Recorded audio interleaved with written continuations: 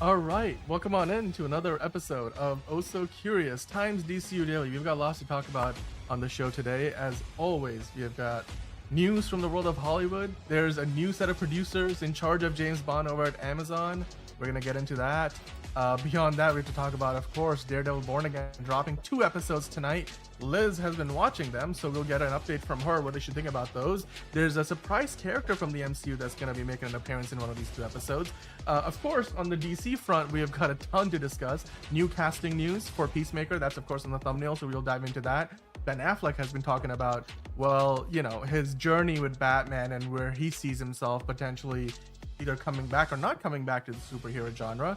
Speaking of Ben Affleck, it is the 9-year anniversary of Batman v Superman, Dawn of Justice. You know, whatever you think about it, we'll discuss the 9-year anniversary.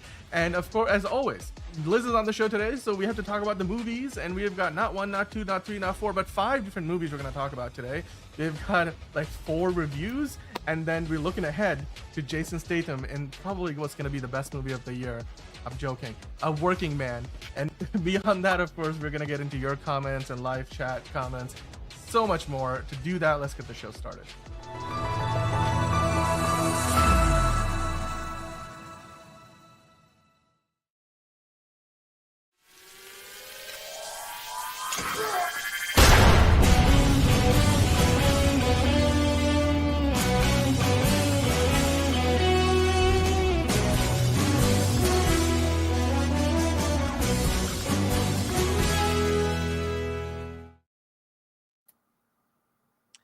I'm being told that my connection is not very good, and I can probably tell, but you know what I'm going to do? I'm going to pass the baton off to John and Liz and go fix it. So John and Liz, how are you guys doing today? I'm doing great. At least my fucking camera's like relatively okay. I'm back in the basement, guys, because my computer's getting fixed again because, you know, my computer just doesn't want to work. So is it bad that I didn't realize you were in a different room? No, I mean, you don't really have your eyes on my camera, so it's not an issue. You're That's paying attention to the stuff on the side or you know, other stuff. It's fine. Let's go with that. All right, but how's your day been? You know, Liz. My day was very nice. I worked, so I'm going to be yawning a lot, gang. I apologize. This is way past my bedtime, but I'm happy to see all of you. I've missed y'all. Sorry I wasn't here for a while, but guess who's back? Hey. Guess who's back again. Anyway, we're not gonna have me sing. Anyway, hello. We got. I don't know. I'm like how it's gonna be. How it's now. Gonna be. How we're gonna roll on a Tuesday. Although Caleb's calling me a basement dweller. Yes, I'm finally actually in a basement right now. I know it's crazy, but we have so much news and stuff. So, Dan, are you gonna fucking flash the news intro so people can stop listening to me filibuster? He might be restarting. Who knows? He's working on stuff. I don't know. Anyway, but like, hi guys. Maybe I should. He looked like he was like. He looked like he was beaming in from the ISS, like he was one of the stranded astronauts. Just giving us. Well, they're not stranded anymore, so. That's true. Yeah. Welcome home, gang. Welcome home. Yeah. But yeah, Caleb's in the chat. Ron's in the chat. Appreciate y'all. Yes. Let's Caleb, see. we think that it's around 3 p.m. your time. Please let us know if that is correct. This is our new game we're playing now. Let us know. I think I think they're supposed to be 14 hours ahead of us, if I remember correctly, from the people that I talked to down under. Steven's in the chat. Man of Steel Magnolias. Thanks, guys. Steven, why are we late? Steven, we're always late. We're always late, Steven. We're always late. Do you not know Dan's schedule at this point? Like, come on now. 10:15. The man is habitually late. We're like bad, but we got that all kinds. I'm here. What was okay? Am I good? Hey, it's Dan. Can you guys hear me? Okay, we can hear you. Fucking Man of Steel Magnolias. White Rabbit got Dan. I don't honestly with how White Rabbit looks in the comics. I don't think Dan would complain. I'm just saying that. Oh, okay. What are we talking about? I just totally lost track of the conversation. Man of That's Steel all right. Magnolia is saying that White Rabbit got you, and I'm like, White Rabbit, how she looks in the comics, I don't think Dan would complain. And Caleb says it's Well, 10:15, so we're all confused. 10:15. Wait, what? He must be in the Central Time Zone. Are you lying? He's not in Australia. Okay, all right. We're gonna get things started with the news, and then we'll be right back. What do you talk about? He's a liar. It doesn't seem to matter what I do. I'm always number 2. All right, mister, I need to paint my abs on to get nominated. You don't see Robert Downey doing that. You're kidding. Robert You're Downey. kidding. I can't open the envelope without the... Warner Brothers is heading back into the Matrix with a new movie in the works. Wonder what other surprises are in store. I want to be Bruce Wayne. I like that. You're gonna love me. There's the shot right there. That. Okay, we don't need to see Corbin. Right there. You look ridiculous. Well, not no more, he don't. What, dude? I can barely understand you. Your accent's insane. What the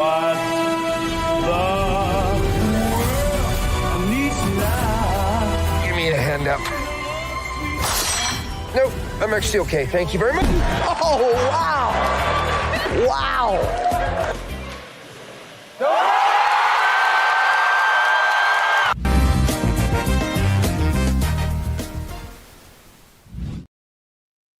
Alrighty then. I guess we should just dive right into it. We've got so much to talk about today. I don't know how long it will take, but it better not take long. So, actually, you know what? Hold on. So, Too hold on. long. He I just forgot to realized- get the links after he came in. I Too totally forgot to do long. that. That is sorry, rookie Gonna move on my part. There we go. be- Fixed Oh, the yay. problem. Speaking of dead, 3. did I say that? I don't know what you said there, but what I did see here is that Amazon MGM, of course, we've talked about this for a while now, since the news that Amazon MGM has now got the creative control to the James Bond franchise. We had talked about, are they going to get their own Kevin Feige of some kind? And literally, I think it was like yesterday or maybe like late last week, John and I were talking about how they're looking at Amy Pascal and David Heyman, the two people behind, movies like the Spider-Man franchise over at Sony, the Harry Potter franchise at Warner Brothers, even Paddington. These two producers were being looked at, and they were kind of, in the process of potentially signing a deal to be the next, Kevin Feige-esque, like the producers behind the James Bond movies. So today, as you can tell there, that is a press release from Amazon themselves announcing that, hey, Amazon MGM Studios have hired Amy Pascal and David Heyman for the job. So they are the ones who are going to be behind the next set of James Bond movies. I will quickly kind of go into what they had to say about this, because they did have a bit of a statement saying, we are approaching every creative decision with James Bond with which Barbara Broccoli and Michael G. Wilson have so masterfully steered with the greatest sense of responsibility. Now, this is from the head of film at Amazon MGM, Courtney Valenti. And then I believe we got a joint statement from Pascal and Heyman saying, James Bond is one of the most iconic characters in the history of cinema. We are humbled to follow in the footsteps of Barbara Broccoli and Michael G. Wilson, who made so many extraordinary films, and honored and excited to keep the spirit of Bond very much alive as he embarks on his next adventure. So my question is, what do you guys think? Liz, I'll start with you. What are your thoughts on this? Obviously, these are two established producers who have done a lot of work in Hollywood. They've steered big franchises before. Amy Pascal herself was actually the one in charge at Sony's film division when Sony was distributing James Bond movies, including Skyfall, which obviously is the highest grossing James Bond movie of all time. So she's not quite a stranger to this. However, she wasn't really like producing the movie. She was more like shepherding it on the distribution side.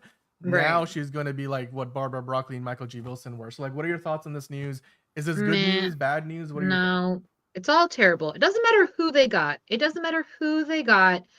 They're going to come in and try to make it their own, or they're going to try and get creative and, oh, we've never seen James Bond from this side, or we've never had this type of storyline. And they're not going to do it justice. They're not going to be true to the stories. You what? I'd fucking take creative than what they're probably gonna fucking do. They're gonna just make this franchise generic spy slop like every other shitty franchise going on nowadays. Right. Because fucking Amy Pascal, the bitch who ruined the fucking Spider-Man franchise. Okay, I have a little more trust in David Heyman because at least Harry Potter and Paddington are good. She's fucking destroyed the franchise she But fucking how do you had, go from and she's a fucking Paddington to terrible Bond producer. though? Like that's a jump. That's a jump. It's a jump, but at least he's produced good franchises. Unlike what Amy Pascal, like half the reason why the fucking Spider-Man like movies on Sony's side are in the fucking gutter. Her and Avi Arad fucking destroyed that franchise before it even fucking really started. So there you fucking go. Congratulations. You played yourself. And so if it wasn't clear enough that this franchise is fucking dead, now it's really dead. There's a difference between dead, and mostly dead. And this franchise is dead. So, yeah, nail in the coffin. Goodbye. James Bond on screen is done. 1962 to 2025. Goodbye. Buy the gravestone. Buy the coffin. We're done. We're out. I feel like this is going to turn like gone. Okay. I feel like this is gonna like our generation and people older than us, we're gonna be like the Snyder cultists with this. Like, I remember when Bond was blah, blah. Like this is what's going to happen to us because we're already so feral about it, and we've not seen a single production yet come from these people, and we're already like, not my James Bond. So I mean, I'm excited for that, I guess, to be yelling at Xennials and alpha generation, whatever the fuck we're calling them these days. So I'm excited for that, I guess, to be like, keyboard warrioring against these fuckers when they're like, I love this new James Bond. It's so much more exciting and the toys and blah, blah, blah. Like, fuck you, man. Fuck you. Not my James Bond. Well, the difference between Snyder cultists and us, we actually liked James Bond when it was good. Zack Snyder's DCEU was never good. Well, so I mean, just for comparison. So I'm just like, yep, I'm gone. I'm done. I'm not watching any of this shit. This might go into the pit for me. My pit of empty souls, aka my list of movies, franchises, people, actors that I'll watch it so you guys don't too. I have no problem hate watching things. Stay tuned for my Snow White review. Make sure to pirate it because don't give them any money. Don't give them any of your dollars. Don't give them any dollars. I mean, Caleb saying it will be the Undertaker. Speaking of the Undertaker, it was Undertaker's birthday yesterday. Happy birthday to Mark Calloway. Happy. I saw that. Yeah, people were like, "Go under." Yeah, I saw that. Yeah. That was nice. I love the Taker. Let the bell toll on probably the greatest of all time. Now, of course, James Bond is one of the greatest of all time in terms of movie franchises. I personally have a slightly more positive outlook on it because you're always so optimistic with this crap, Dan. Get on our level, Dan. Stop it. Be cynical and terrible like us. Stop it. Be miserable about it, Dan. But here's the thing. I will say this. I want to, like, in all seriousness, get out of the hate watching thing. If people like this, that's fine with it. Like, same with Star Wars, same with Marvel, same with all that shit.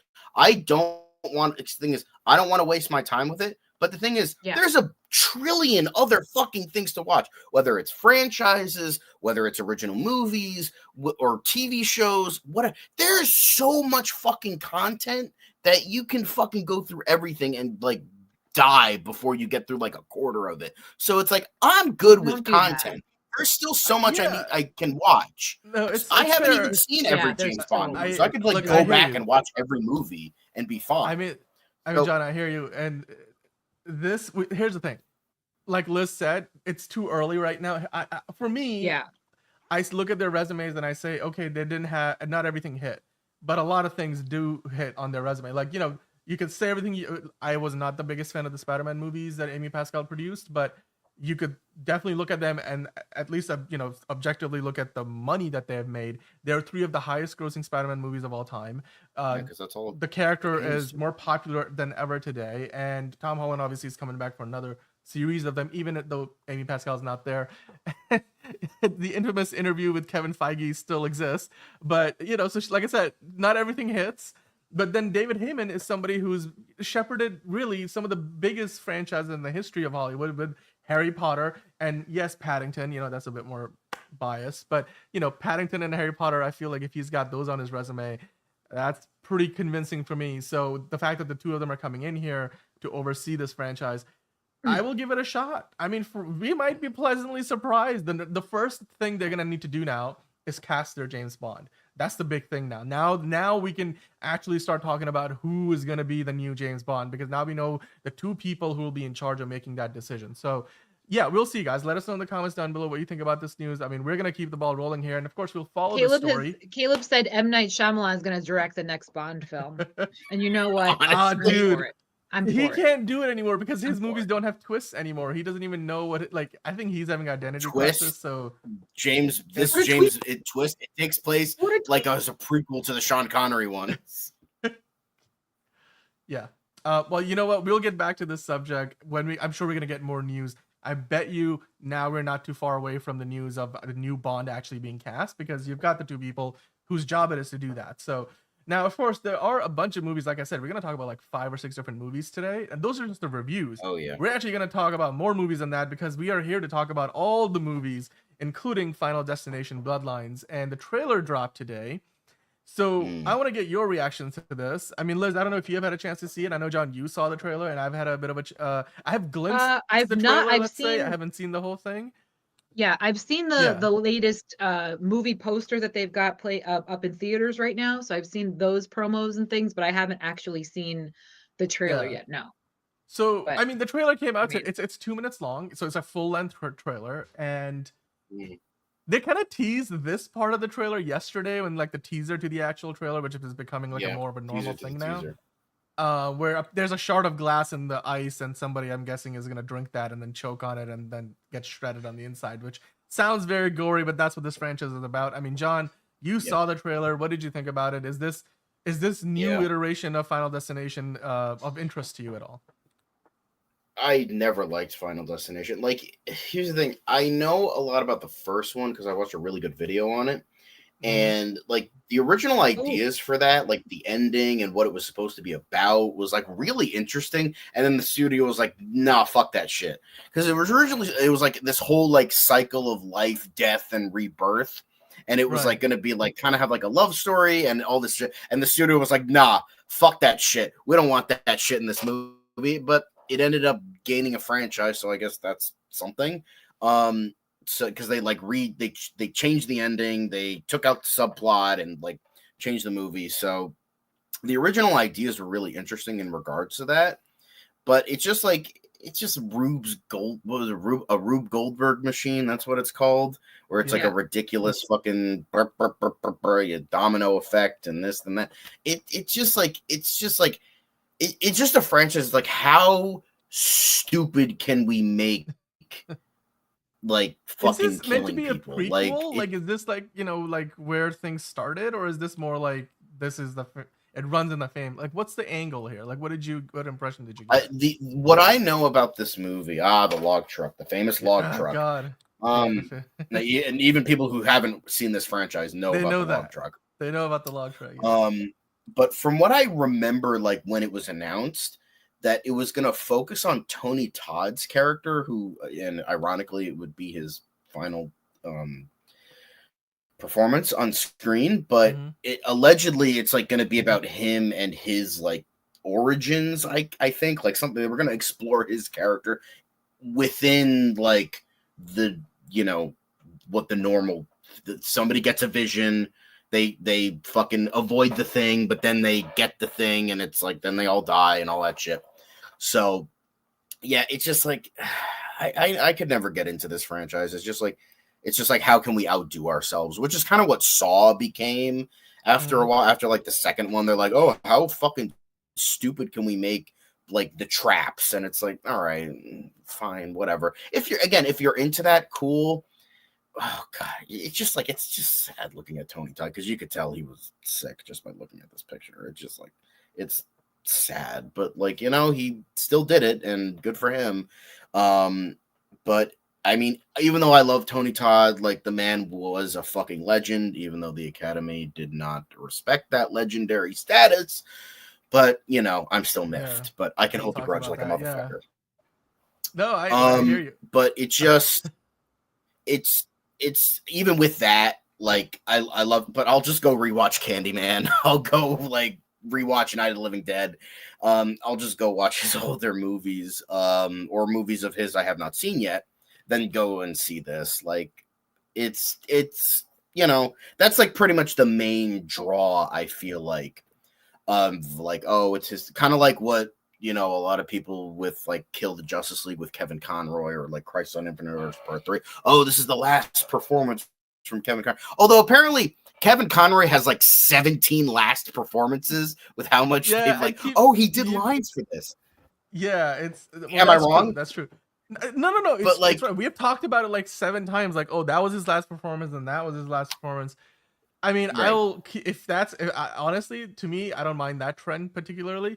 But as far as this franchise goes, Final Destination, of course, is coming out May 16th. So it's not that far away. If you're into it, go watch it. The weekend of my birthday. Woohoo! Yeah, so there you go. I mean, hey, Liz, I'm sure you're going to go to the movie theater that weekend, and then this will be one of the movies on offer. So, guys, let us know in the comments. Again, I'll be watching it, so you don't have to. Thank you, because I definitely don't want to. All right, well, the next story... either. I'm the horror guy. All right, now the next story is about to turn the frown on John's Sorry, face I love upside down. Caleb's final comment. Final hesitation. That's good. That's good, Caleb. All right, I'll give you that one. That's going to be how the franchise ends, the final hesitation. Anyway, I think that, like I was saying, the next news story is going to turn the frown on John's face upside down, because we've had a couple of downer stories, at least from John's perspective so far. But the next one is going to make him smile, because now we have to talk about the Alien Earth trailer. It was a bit of a sneak peek, not really a full trailer, but they put out a new clip, as they were calling it. I saw it on YouTube. I found it on social media. It kind of harkens back to the original Ridley Scott 1979 movie, and it reveals the xenomorphs for the first time. So Alien Earth is coming out on FX this year. John, just take over. What do you have to say about this? Inject it into my fucking veins yesterday. Do it. I'll have what he's having. No, Holly, give me my fucking Alien Earth now. Give it to me. Show Fede Alvarez how to do fucking Alien instead of his bullshit. Fucking give it to me. Let's like the clip. I was ready. Let's fucking go. I can't fucking wait. This is gonna be the greatest show ever. And if it's not, I'll jump off a bridge. It's fine. But like Noah Hawley gave us the greatest, comic book show we've ever. He's given us one of the best anthology shows like ever connected to a movie. So you know what? I know his movie sucked. That's okay. But like TV is where he's at. So give us another 3 for 3, man. I know you can do it. Let's fucking go. That's a great poster, by the way. Oh yeah, it is actually fantastic. You see the Earth blended in. That's a good tagline, though. We were safer in space, especially how with the old tagline. That's fucking creepy. Yep. That's good. I like that. Yep. So it looks fantastic. I mean, let's go over some of the images from the trailer. And again, this is not really a full trailer like the Final Destination one. It's more of a clip, but it is giving you quite a bit of insight into what this show is going to look like. It's a teaser. Yeah, more of a teaser. I mean, it's John, a clip, but it's kind of edited like a trailer, so I don't know. Yeah, no, I mean, so can you walk us through what's going on in this clip, teaser, trailer, if you will? So it seems like what I've gathered from this trailer is that like Weyland-Yutani, who was the corporation that sent like Ripley and her team and whatever to get the alien. So it seems like, now I don't know what year that took place, but I don't know if I think it took place sometime after this. So it's entirely, or maybe before it, I don't remember, but it seems like they did like the proper thing that a corporation would do. They sent multiple people to fucking get this alien so they can have it and, try to use it for whatever nefarious corporation purposes they want to use it for. So it seems like this guy is either the captain or another one of the droids, kind of like Ash in the first movie played by Ian Holm, where do what you can, crew doesn't matter, expendable, just get the fucking alien to us. Okay, fine. So that's what, like, I think the guy at the computer is doing. Doesn't matter. Crew dead. We're fine. We have the specimen, whatever. So That's the vibe we're getting. And then we see some shots on Earth, and then we see some shots of the alien, and it looks really fucking interesting. Like, I'm really intrigued with, like, out of all the alien movies to have taken place on Earth, which is not a lot of them, I think it's one. I think it's the shitty Alien versus Predator sequel. I think that's the only one we've gotten on Earth. So it's because, I mean, we've wanted to see this on Earth properly for a while, like Alien fans. So whatever they're doing, like, I'm really curious how that's gonna make out. And I trust Noah Hawley, so I'm cool with it. Like, let's go. It looks really interesting, and I love how they're like doing the proper continuity and like the basic, like, even though it doesn't make sense, it's 2100, yet they're using like 70s-esque sci-fi. It's like, well, it's the fucking continuity. You gotta respect the continuity. I know Star Trek Discovery didn't. Like, so, but they went to the 31st century, so that's a different world entirely. No, they're like point, it takes place goes. like 5 years before the original series, yet it looks like way fucking beyond. It's like, but then everything they've done since with Strange New Worlds, it's all like, now it's starting to like line up because they're retroactively, basically, well, they are whatever, like the word is, doing to the whole franchise. But I mean, Alien Earth looks fantastic. It's Noah Hawley, like you said. This guy has not missed in so long. He's probably one of the best showrunners out there right now, and this is one of the most hyped TV shows. This is like a summer movie, but it's going to be on television, so I can't wait for this. I am really, really excited, like you are as well. Even though Aliens, some of the goriness doesn't really, it's not my thing, but I will nonetheless. I'm sure I'm going to enjoy it. I love it. Dude, it's to each their own, like. I know, like, gory is like it's a touchy thing. Like, not everyone likes it, and that's fine. Like, I'm not. Cool. I'm just joking. Now, what I wanted to do was like talk about Ash and like Liz's review of Ash, but we'll wait till she's back on camera. And hey, Liz. So let's do that, shall we? Actually, this was meant to be the first thing we did on the show today. Then the whole snafu with my Wi-Fi happened. It's all good. It's all good. But okay. John talked about Ash the other day. I think it was on Friday. We reviewed it because John had just gone to see it in a movie theater, so it's fresh in his mind. So I wanted to get your, review of the movie. Since we've been talking about Alien today on the show, it feels like Ash is one of those movies that draws a lot of inspiration from the Ridley Scott Alien movies, as well as a bunch of other sci-fi. So what are your thoughts on the movie Ash? And I mean, quite literally, when it ended, I was like, oh, that was an Alien ending if I ever saw one. I knew nothing about it. I just happened to see it on the schedule at my movie theater when I was planning to go to see all those other films that I had checked out that day. I love Aaron Paul. I really like, I'm sorry, I'm blanking on her name. Isa Gonzalez. I really like her. I'm glad to see her getting to be, getting bigger roles. She was the main character in this one.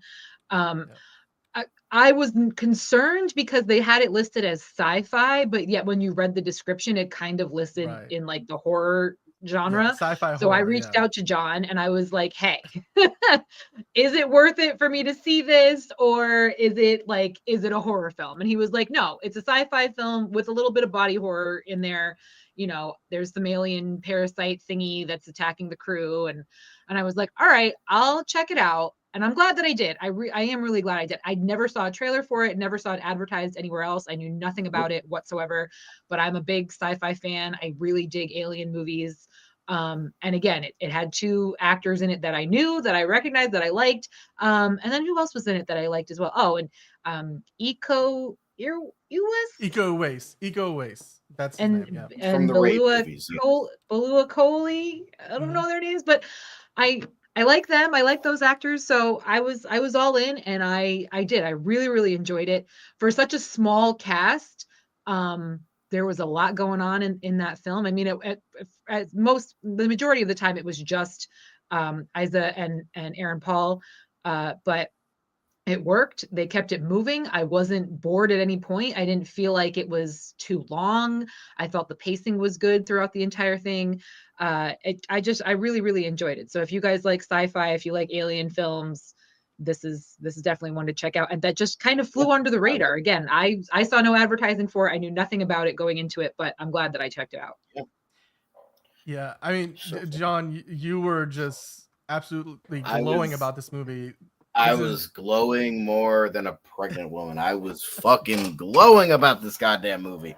Because to you, this is like the best movie of the year so far, right? Like that's what I mean. Has that changed the sentiment? Unicorn. Yeah. No, I still think it's the best movie of the year, easily. Well, not the best movie of the year, but like my favorite at least. Yeah. Like, and it took the spot from The Monkey. The Monkey was my favorite of the year so far, but like Ash was just. I want to see it again. Like, I want to go to the theater and like, see it again. I want to buy this on. Oh my god! Can you imagine this movie on 4K? That's gotta be fucking so good. Yeah, and no, I don't have like a 4K player, so I gotta settle for Blu-ray. But I just like everything about the movie was just fucking excellent for me. It was superb. I just can't talk about like how much I fucking adored this movie. And it was the just visuals look amazing. The style, the visuals, but like Isaac Gonzalez's performance was so exemplary. Aaron Paul was great. Like the rest of the group was good. They were all good. Yeah. Small. Yeah, but the thing is, like, the main thing is like Paul and Gonzalez. It's the two of them. They're the biggest people in the movie, and they're the ones that have the most screen time, so it's like more noticeable for them. But yeah, I've talked about this enough. Yeah, maybe you're sick of it, but I mean, love this movie. Yeah. I love it. I don't get how anyone would just like it. It's so good, but people do. Yeah, it's great. It really is great.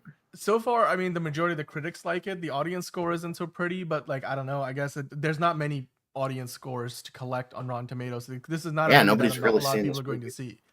But with that said, Liz, would you recommend that people go see this in a movie theater? Yeah, 100%. Again, if you're into sci-fi, if you're into alien, style films, 100%, absolutely. I completely agree with John. I'd be happy to see it again. I'm certainly going to recommend it to friends that I know that would be interested in it. I really, really got a lot out of it, considering I knew nothing about it going into it. So yeah, it was great. Exactly. I think that's the best case of like, don't really go into it. I saw a trailer. I did see a trailer because it was funny because what me and my friends do when we're going through our movies that we want to review, we like go through like list of movies coming out, and I saw this one. I'm like, oh, I like Isaac Gonzalez and Aaron Paul. What's this movie? And I clicked on it, and I'm like, oh, Ash. I'm like, okay, this probably isn't like a cool kids review, but I'm curious about this. And then my buddy saw it. He said it was not very good. So I'm like, all right, well, I'm gonna go see it anyway because I like this vibe, and I'm like, I have a strong feeling I'm gonna like it more. And I, as I said, I adored it. So John, the only issue I had, and I wonder if you caught this, I'm sure you did, in all of her like flashbacks, her memories of being with the crew, she had long braided hair. Yeah. And they never explained the jump from the long braided hair to the short Liz length bob that she has in the rest of the film. I was thinking about that, but the reasoning it was really bothering me because it seemed the reasoning in my head is like, I think that's when they first like got there. No, because that was, like, she was definitely through. Like, I don't. No, she had the bob when they were like discussing like leaving and like all that shit. So I think it was intended like it was a jump like between like early on versus like jump, right before all this happened. I feel, but it almost made me feel like the stylizing decisions was like kind of like an afterthought, and they didn't really think about that because it's not like they were there for that long. So for her to have really long hair in these elaborate braids to then just have this sheared off bob, and there be no like, there should have been like maybe like a memory flashback where she decides to just cut it all off or something. I don't know. Maybe there was like a story thread that they cut out. It was just something that was like glaringly noticeable to the point where I was like, you just felt like you needed an explanation. I thought about it, but I just was like, I invented a reason in my head. It's like, we don't really like this is kind of the movie where they don't really explain a lot until like the very end. So like, I was like, it's just a thing they don't explain. And I was like, I'll take it. Like, it's her fucking hair. Like, I'm not crying over it, but I'm a guy, so I don't care. There it is. I have to use it. We gotta keep the ball rolling. I'm sorry to play you off stage, John, but no. Well, Yeah, hey, she brought up the braids thing. Like I was know. ready to move on. It's a team effort. It's a team effort. Ash, it's in a movie theater near you. ASH. Very simple title. 3 letters, 1 word.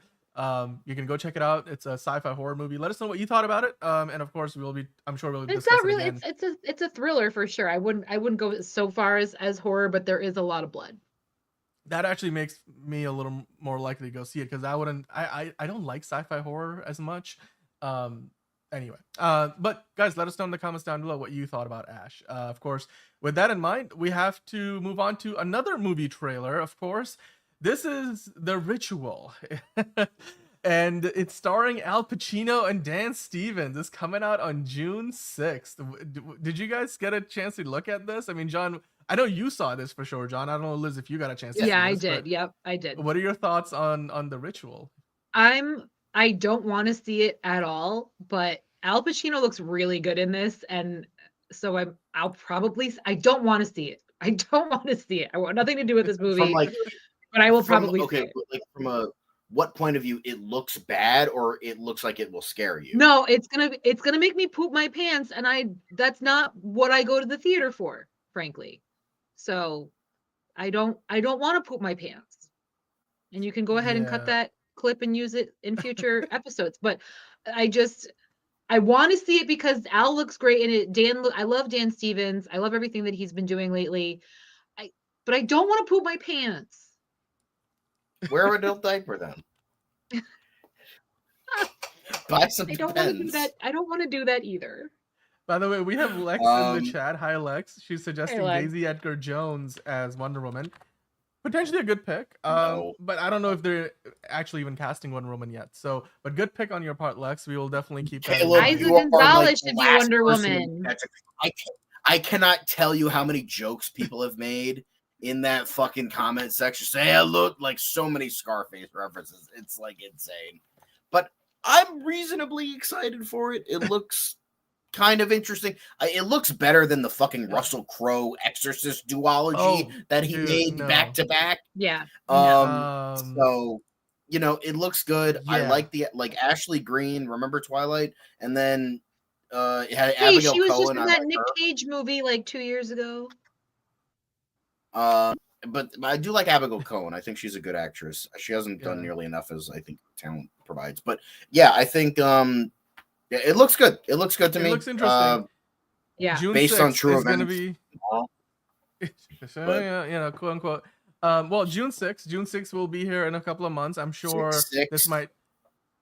It's 2/3 of the devil's number, so we're almost there. 625. There you go, 6-6. I don't know if there's any significance to that, but you know what? There is some significance to the next thing we're going to talk about because Fandango just put out a list, and it's their top 10 most anticipated summer movies for this year, all for the 2025. Hits. All the hits. Here's the thing, Fandango. I mean, this is as with any survey, you go off the sample size, but I think 3,500 people buying tickets on Fandango is a decent enough of a sample size to get a good idea of what the average audience is looking forward to.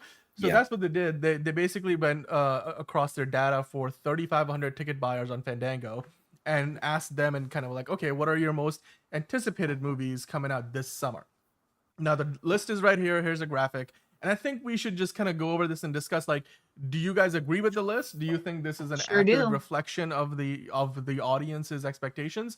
Because with Jurassic World Rebirth, I think it's a reflection of the audiences, and since the audiences are dumbasses that are interested in Freaky or Friday and Lilo and Stitch, I love this list. I think this list is absolutely accurate. It's totally taking the pulse of the audience, and I agree with everything on this list. So I don't know what your deal is.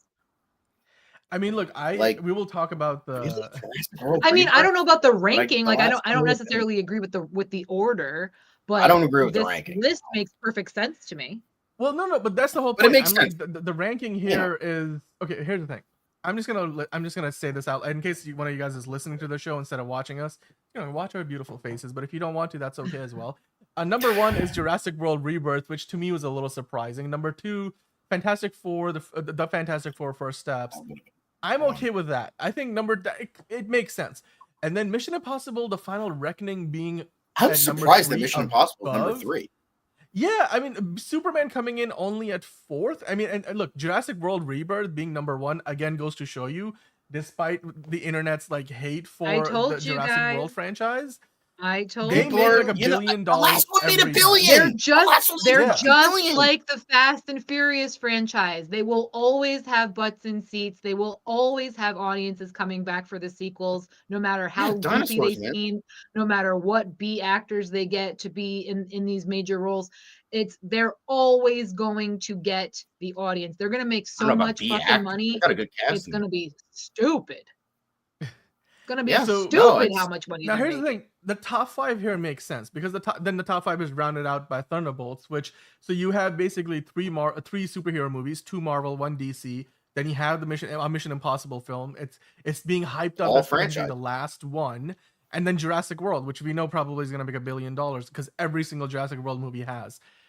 Then when you look at the second half of this, from number 6 to number 10. This is where I'm a little surprised because from the world of John Wick, Ballerina sits at number 6, whereas a movie like Lilo and Stitch that we've been hyping the heck out of sits at number 9. Then in between, but they only really started advertising it like recently. I feel like they've been advertising Ballerina longer. Yeah, but you know what? The other thing that actually this is to me, it tickled me the right way. How to Train Your Dragon sitting at number 8 in the top 10.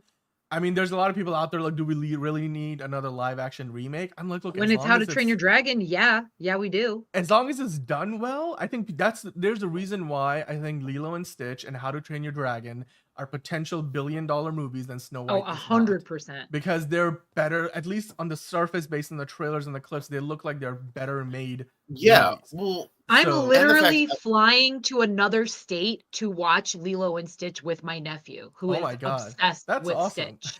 I'm literally flying across the country to watch this fucking movie. It's going to make billions of dollars. I mean, I was talking about this yesterday in regards to Snow White versus these two movies, the Disney's Lilo and Stitch and DreamWorks' How to Train Your Dragon. The reasoning is, I think, well, you have the controversy, which may or may not have had a hand in Snow White's, not great box office. Yay or nay, whatever you think. Some say yes, some say no, whatever. Snow White, it's an older movie. It's a really old movie. It is a movie from 1937. Now, I, as a film history nerd, appreciates that fact, what it did for animation, because if Snow White didn't do what it did, we might not be talking about this. The entire landscape of animation would not exist without Snow White. So there's that. But remember, it's an older movie. Yeah, like people who our age kind of grew up with all the older princess movies, but still Snow White's still like a much older property. Meanwhile, Lilo and Stitch, that came out 23 years ago. How to Train Your Dragon came out 12 years ago. I think that was 2013 when that came out. Whatever. It's like a little over a decade. Within the last 2 decades. Within the last 2, you're going to have millennials be like, oh, hey, I remember seeing this movie as a kid. I'm going to show my kid or my nephew, my this, my that. I'm going to show this to the next generation of Generation Alpha because I remember going to see this. So they're using the recent nature of it to be like, to sell the movie. And that's why it's going to make a big chunk of change at the box office. Even though, Lilo looks like not the best child actress, which I'm not blaming her for. She's a child. I can't blame her too hard. And the CGI doesn't look great. And then How to Train Your Dragon just looks shot for shot, but worse. But hey, people are into that and they want to, oh my God, how to remember How to Train Your Dragon. I'm going to literally cry for the How to Train Your Dragon trailer. Like, it's going to make all the money. It's going to make a ton of money. They know what they're doing with these films. A bunch of cynical assholes are going to be like, oh yeah, that's it. No, it is. 100% it's going to make a ton of money. I don't know if it's going to make billion level, but it's going to make at least $700 million. I mean, look, I think this is it's a family movie, 4 quadrants. It's likely gonna have a better shot at making that $1 billion than some of the other movies. In fact, I think, and it depends what's coming out around it as well. Yeah, I mean, look, here's the thing. The irony of this is, I feel like, and when you divide this list up in between the top 5 and the bottom 5 in this top 10, there's equally as many billion-dollar movies in both sides. Because I think the only two guaranteed billion-dollar movies in the Jurassic. top 5 are Jurassic World Rebirth and then probably like Superman. Like I think that Superman probably of the other 4 has the biggest potential to get to $1 billion. You don't Either think that Mission Will did part 1 make it? No. No? Dead Okay. Reckoning. Dead Reckoning was actually considered like a movie that really underperformed. It made like only like 500 some odd $million, I think. Okay. So, Oh, well. I mean, it's Too either bad, that so or sad. Fantastic Four. Like, I think like So- there's only 2 out of these 5 No, movies in the I top 5 think make I think $1 it'll billion. be between Superman and Lilo and Stitch as far as the other 2. But then that'll on the make a right bill. side, I think so. What I was saying is on the right side, number 8 and number 9, I think both How to Train Your Dragon and Lilo and Stitch, I think they both potentially make $1 billion. The 2 underdogs on this list are 28 Years Later and Freakier Friday. Because those 2 I wouldn't have picked as like Freakier being Friday's not Well, so and highly the Freakier anticipated. Friday shocked me because like that trailer literally just came out. Like they quite literally just started marketing for I it. So think the the fact that nostalgia is everybody's already pulling. losing it. Yeah. I mean, the trailer looks hilarious. I'm actually gonna watch it. I'm kind of looking forward to it myself. But I mean, good for them. It's pretty crazy how quickly that buzz has circulated. I mean, we'll see about 20 years later. It is a $75 million movie, so I don't know how much money that's going to make. But usually horror movies make a lot of money, but usually it's because they're cheap. This one isn't as cheap, but we'll see. But I was looking at when, Lilo and Stitch and How to Train Your Dragon come out. Now, Lilo and Stitch, what's around it is like mainly adult stuff and horror movies. Like, Well, and it's coming out Memorial Day weekend, so and Memorial Day weekend. Boom! I forgot That's about gonna that. be a Thank big you for one. reminding That's me. a big The one. only other like Yeah. kind of kid movie is like the Karate Kid movie, but I don't think like a lot of people are going to be going to see that. Like, I'm excited for Karate Kid. yes. I mean, I'm fucking stoked for it. I mean, I loved Cobra Kai, so I'm stoked for that. But I don't know if a lot of people are gonna fucking go in droves in comparison to the fucking mega corporation that is Disney. So you have that, and then on the other side, you have How to Train Your Dragon. Nothing around it except for Elio is gonna be like, That's That a looks Pixar cute movie, as though. fuck. I just It's a saw the Pixar- trailer for that finally. That looks so fucking cute. I'm so Yeah. excited for Elio. But that's the only real competition that How to Train Your Dragon has. So it might be getting a lot of money the first weekend, maybe not a lot the second. But I think those would be like top 2 would be Elio and How to Train Your Here's Dragon. the thing, though. So all of these movies that are meant for like a younger audience and just a family audience, they just keep making money, and they will stay in the top 10 That's what I'm for saying. like 6, 7, 8 weeks. And that's how Mufasa went from 35 million opening to Ugh. 700 million when it was Talk done. about it. So no, but I'm just saying in general, like these movies, because they keep bringing back those family audiences, like younger kids, and especially like you said on a long holiday weekend, they have the ability to outperform like movies that are meant for more of a niche. Like I think Ballerina probably makes the least amount of money out of all of these movies on here, maybe more than 28 Years Later, because it's gonna be a very like adult targeted like rated R film. So I think at most it probably makes like 400 million, which is what the last John Wick movie more or less made. So with that in mind, obviously let us know, guys, what you got, which of these movies you think. Do you think Superman, for example, is sitting a little too low on the list? We'll definitely dive into that a little bit later in the show when we get to DCU Daily. But for now, we have a couple of more pieces of big news before we get into quick hits. So I came across this and I was like, we have to talk about this because of course Harry Potter, it's getting a new TV show on HBO, as we know, and they're gonna revamp, they're gonna reboot, they're gonna start from the beginning. And now it looks like Nick Frost has been. Now here's the thing: he's not signed on officially, but he is pretty much in the process of signing a deal. He's late in negotiations, so it looks like most likely Nick Frost will play Hagrid in the new HBO show. Now, John, as soon as I brought the story up before the show started, he looked at the image that they've got here, and I'm like, Deadline did a good job, because John was like, I can see it. Like, you can literally Photoshop all of that facial hair onto Nick Frost. Well, here's the thing. And big, he'll do it fat British guy, yeah, that makes sense. However, his voice, like, the thing is, oh my God, I'm blanking on his name. Simon Pegg. Robbie Coltrane. He had such a booming, like, epic voice. Nick Frost, whenever I hear his voice, I I just laugh because he's a comedic. Now, does that mean he can't do it? No, absolutely not. I think he can do it. It's just like I'm just gonna have that mindset of like shame. Like I'm gonna think of Hot Fuzz when I watch this dude because I love Nick. Yeah. I have heard him. I have heard him do other voices before, so he can definitely. I'm looking forward to it. I think he's going to do it really. Yeah, no, I think it's he can do going to it. be really good. Like, yeah, I think it'll be good. I think he's great. It's just like I like hear that voice and I laugh because I've seen him in so many comedies that I love that I'm just like, Nick Frost. Right. But like comedic actors can do drama very well, so I have no. That's true. Like, I think he could 100%. It's just like watching these movies as a kid, like, growing up, seeing all the movies. It's hard to be like, oh, Robbie Coltrane. That's he's Hagrid. Like that's Richard Harris was Dumbledore. Like Maggie Smith was Professor McGonagall. So it's hard to like, as a kid, nostalgia. Hard to like have like. No, what's going to be hard is who they cast for Snape. I guarantee you, no one's going to be happy with it. No one is, no matter who it is, that we're not going to be happy with who they cast. No, for Snape. they cast him. I don't know who he is. Was it confirmed? Was that? No, that was confirmed. I'm pretty sure they confirmed that. Wasn't it confirmed? No, are you thinking of Dumbledore? Because I know we know who's playing Dumbledore. No, yeah, we know who's playing Dumbledore. But it was Papa Essay something. I don't know his name, but I. Dev Patel. What? Yeah. Oh. What? No. Wait, no. I don't. As Professor Snape, Dev Patel as Professor Snape. Is it confirmed? No, I don't think. Peter Capaldi as Albus Dumbledore. Dev Patel as Professor Snape. No. That's Olivia Colman as McGonagall.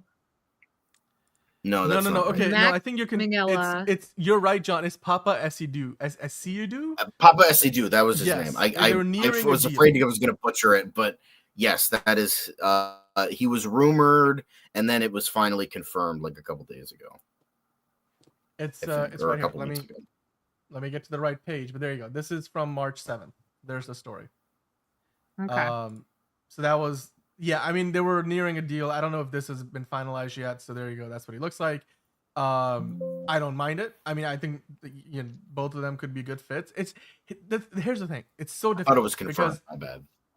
Yeah, well, it might be by now, but I'm not really sure because we haven't. Yeah, seen this is that saying yet. Emmy-nominated actor has been cast. Yeah. That's weird. That I don't know where that other list came from. Probably. I mean, look, going back to the story for Nick Frost, for me, like, by the way, am I still here or am I cutting out or are you guys cutting out? No, you're good. Okay. You're good. I'm just gonna say the point I was trying to make is Nick Frost being cast as Hagrid has the same issue as even John Lithgow being cast for Dumbledore or basically any other character in this movie. I mean, wait till we get to who's gonna be cast as Harry Potter, Hermione, and Ron Weasley because they're so iconic, and especially like some of the like. It's you're trying to like it would be back in the day when they were trying to recast Superman except because Christopher Reeve couldn't do it anymore and like Brendan Routh had to step into the role. You're never gonna get like a casting that's gonna feel perfect because in our minds that already was Robbie Coltrane or Richard Harris. It's just or Daniel Radcliffe. Like you have all these like Alan Rickman. I mean, they already had it in the franchise with Michael Gambon getting recast Dumbledore. Right. True, but I mean, a lot of people still aren't over that switch. But I mean, what are you gonna do? Like, Richard Harris passed away, the great late Richard Harris. Now, having said that, it's gonna be about how it looks in the show, how it plays out in the show. You also have to consider Nick Frost right now. I mean, from an age perspective, he fits the profile.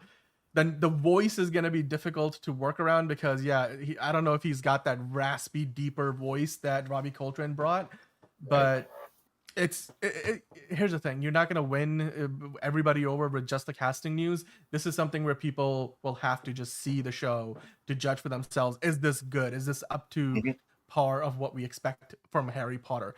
And they've got some of the best talent in the game behind the scenes. The showrunners, the writers' room on this are full of people who have worked on some of the best stuff on HBO in recent times, including shows like Chernobyl and stuff. So I have no doubt they'll get this right.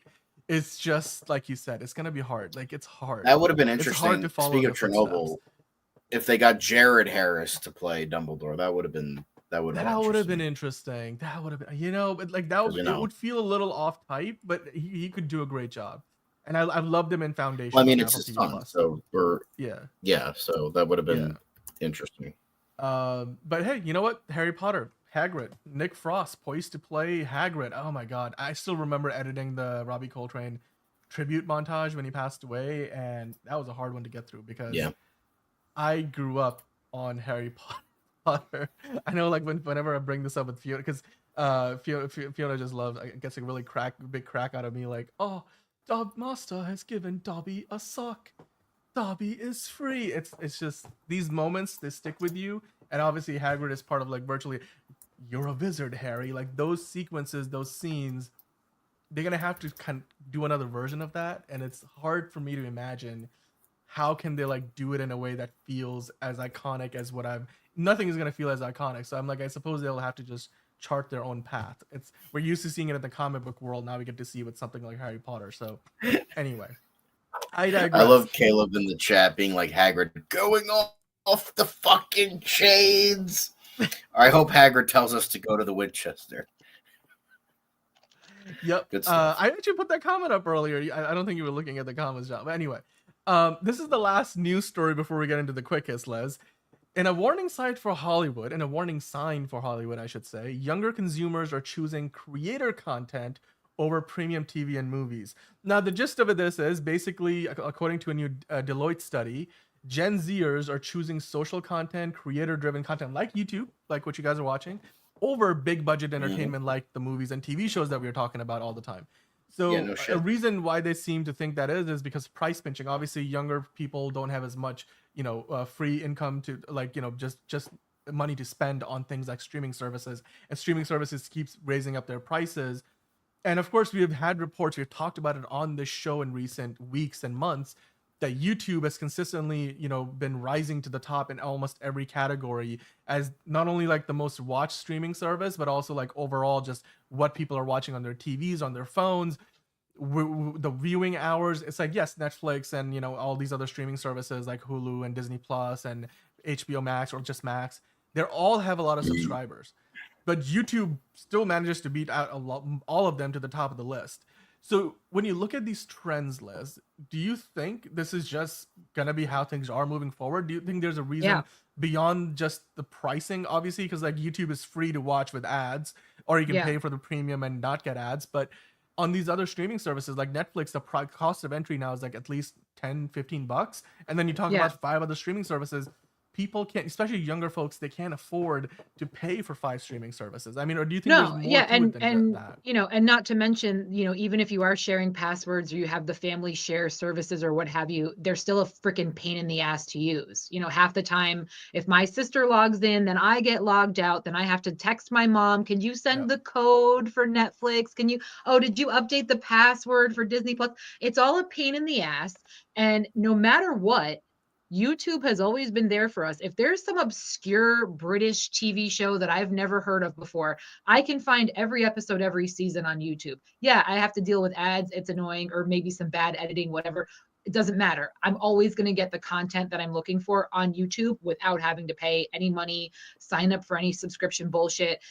And also, quite frankly, people don't have time anymore. People don't have time to sit down and watch a full feature. They don't have time to devote to a full season if they can't binge it on the one day they've got off. So people want shorter production, shorter things. So we're sticking with our TikTok content, our Facebook reels, because it's maybe 60 seconds at most. Nobody has that attention span anymore. I'm standing in an elevator. I don't want to look at the person standing next to me. So I'm going to watch a quick little TikTok thing, get my LOL on, and move on with my day. But there's too much out there. So I think A, people are overwhelmed. B, people are all fucking broke as shit. And C, it's becoming harder and harder to access everything. So what are you going to do? I'm going to go to the service that I know has been tried and true, that Joe Schmo down the street, for whatever reason, is going to cut up every episode of every show for this one particular series. And I'm going to find it there.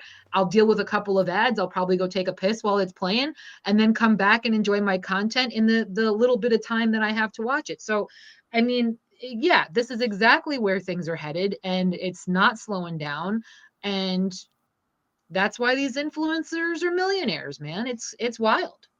No, I think a lot of your points are exactly on the mark. The only thing I'll add to that is there's a conversation we have had in recent times, like Anthony Mackie was talking about it the other day, and we discussed it, that Hollywood doesn't make stars anymore. Like Hollywood is not celebrity driven the way that it used to be. You don't just go to the movie because you have a big A-lister name on the ticket, on the marquee, and you're like, you're going to see the movie because of Arnold Schwarzenegger or Sylvester Stallone, or like there's very few people like that today. And even when you talk about Tom Cruise and Will Smith, even then a lot of people don't necessarily go because it's them in the movie, is because it's also the franchise that they're part of. So I think that also is part of it, and the social media aspect, where that barrier between the celebrities that we would fantasize about, that mystery, the mystique that was around that, you know, the enigma of celebrity, it isn't quite there anymore. And we're living in an age now where you have to be just relatable, and like celebrities are more accessible, but are they more relatable than like people like, I don't know, just us, the creator driven content space, where we have the same problems that pretty much everybody watching us does, because we exist in the same income bracket for the most part, stuff like that. Like we live life in the same way. We wake up and have the same problems every day and same shit we have to deal with as the people that we talk to on the show, like you guys watching. Whereas it doesn't matter like how accessible Selena Gomez becomes to you on social media, the world and the life that she lives is to a certain degree different than the one that you're living. So I think that is also driving change, because Gen Zers are more socially aware about these things, like, you know, how the socioeconomic like circumstances of the world and society that we live in.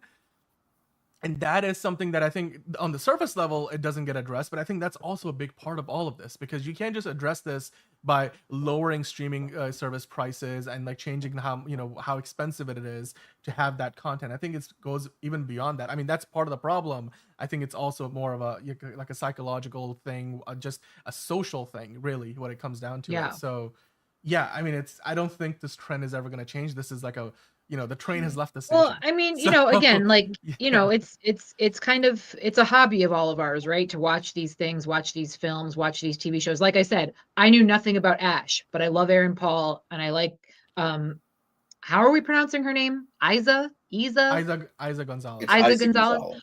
And I like her. That's what drew me to that film. Just those two names. I knew absolutely nothing about it.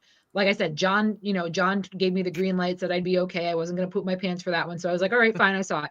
But it all depends to a certain extent. And I mean, the Hollywood actors of yesteryear, people lauded them because they were on this other higher plane, because they weren't accessible, because they weren't like us, because they were some other, they were this at this other ultra level that, oh, how glamorous, oh, how wonderful, oh, how professional, da da da. And now that we've kind of taken away the fourth wall, we've lifted the curtain, now we're begging everybody to be relatable, but also, like conscious about their fellow man and nature, and like we're putting a lot of demands to the point that nobody can ever meet our expectations. So it's all shifted dramatically as our society has changed and how we handle things. And again, we're the most social yet least social iteration of the population that has ever been. So there's all kinds of things going on there. But at the end of the day, I think the biggest problem is there's way too much content. So people are forced to pick and choose, and you're never, I mean, MASH was still what, the #1 most viewed finale of all time in the history of television. We're never going to see numbers like that ever again. We just won't, because there's just way too much, and nobody's got that kind of time. Too much, and there's no community in watching a movie anymore, or watching. I mean, there's online communities, not communities in. Well, yeah, but I mean, like people prefer watching a movie or a show. Now dwindling numbers that do,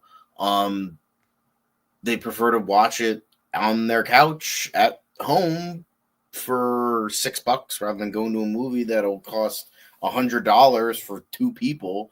So yeah, I pretty much agree with all the points. With what everyone has been saying. Like, I can't really add much and keep the ball rolling, right? But yeah, it's like, as you said, it's like a train. The train has left the station, and the train is heading for a brick wall, but like at the last second, like Hollywood's trying to divert. It's like, just let the train hit the wall at this point, burn it down, then like a phoenix, it'll rise out of the ashes, and hopefully we can get a new age of movies and TV. But like Hollywood refuses to just burn. I mean, metaphorically, not literally, but like, you know what I mean? It's just, I was going to say, they already have. There needs to be a rebirth. There needs to be a rebirth, like the 60s old studio system into the 70s auteur like decade, and we need that jump, but they just refuse to let that jump go, and it's just like, what are you doing? So that's why I'm like, guys, come on. Yeah. As Ra's al Ghul once said, when a forest grows too wild, a purging fire is inevitable and natural. Well, we'll see if that is the fate of Hollywood or not. Obviously, Wall Street. I don't have to save you. I'm sure Wall Street will have something to say about that too in the process. But we, in the meantime, have to move on to the quick hits. So, John, let me hit that music. Oh, there we go. I found it, and we're gonna dive into the quick part of the news. And then we have to get into the reviews, and then DCU Daily, and then we got a lot to go still. More reviews after that. Yes. Michael Caine reflects on his friendship with Vin Diesel in his upcoming memoir, basically saying, "This is my son." I read this in his voice, but I can't do the accent, so I'm not even gonna try. This is my son. He said, Michael Caine, this is my son. This is my son. This is my son. He said, I just instinctively greeted him with a hug, and I just liked the guy immediately. He has a big heart. John, Liz, your thoughts on Michael Caine? I don't think his assistant that accused him of sexual battery thinks he has a big heart, but sure, yeah, okay, Michael Caine. I mean, Don't turn your back on family.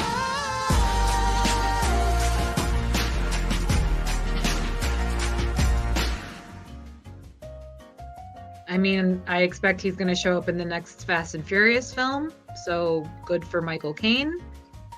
He's retired. He's retired. I wouldn't be He surprised. says he's retired. Now, Hayao Miyazaki 12 years ago said he was retired. Okay. Sure he won't. He's gonna be in the Odyssey. He's gonna be in the next Christopher Nolan movie. He's gonna have like a 2-second cameo, and then he's probably gonna have a cameo at the. He's gonna be the long lost, previously presumed dead father of Don Toretto. There we go.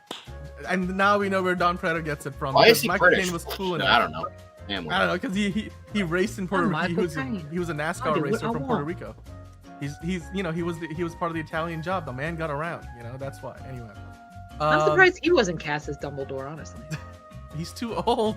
He's like 90. No. Dumbledore is like 500 or whatever. No, but like that doesn't mean you cast a 90-year-old. This is a fucking planned to be 7-season TV show. He can't fucking live that long. Dick Van Dyke's still tap dancing around. I know, but I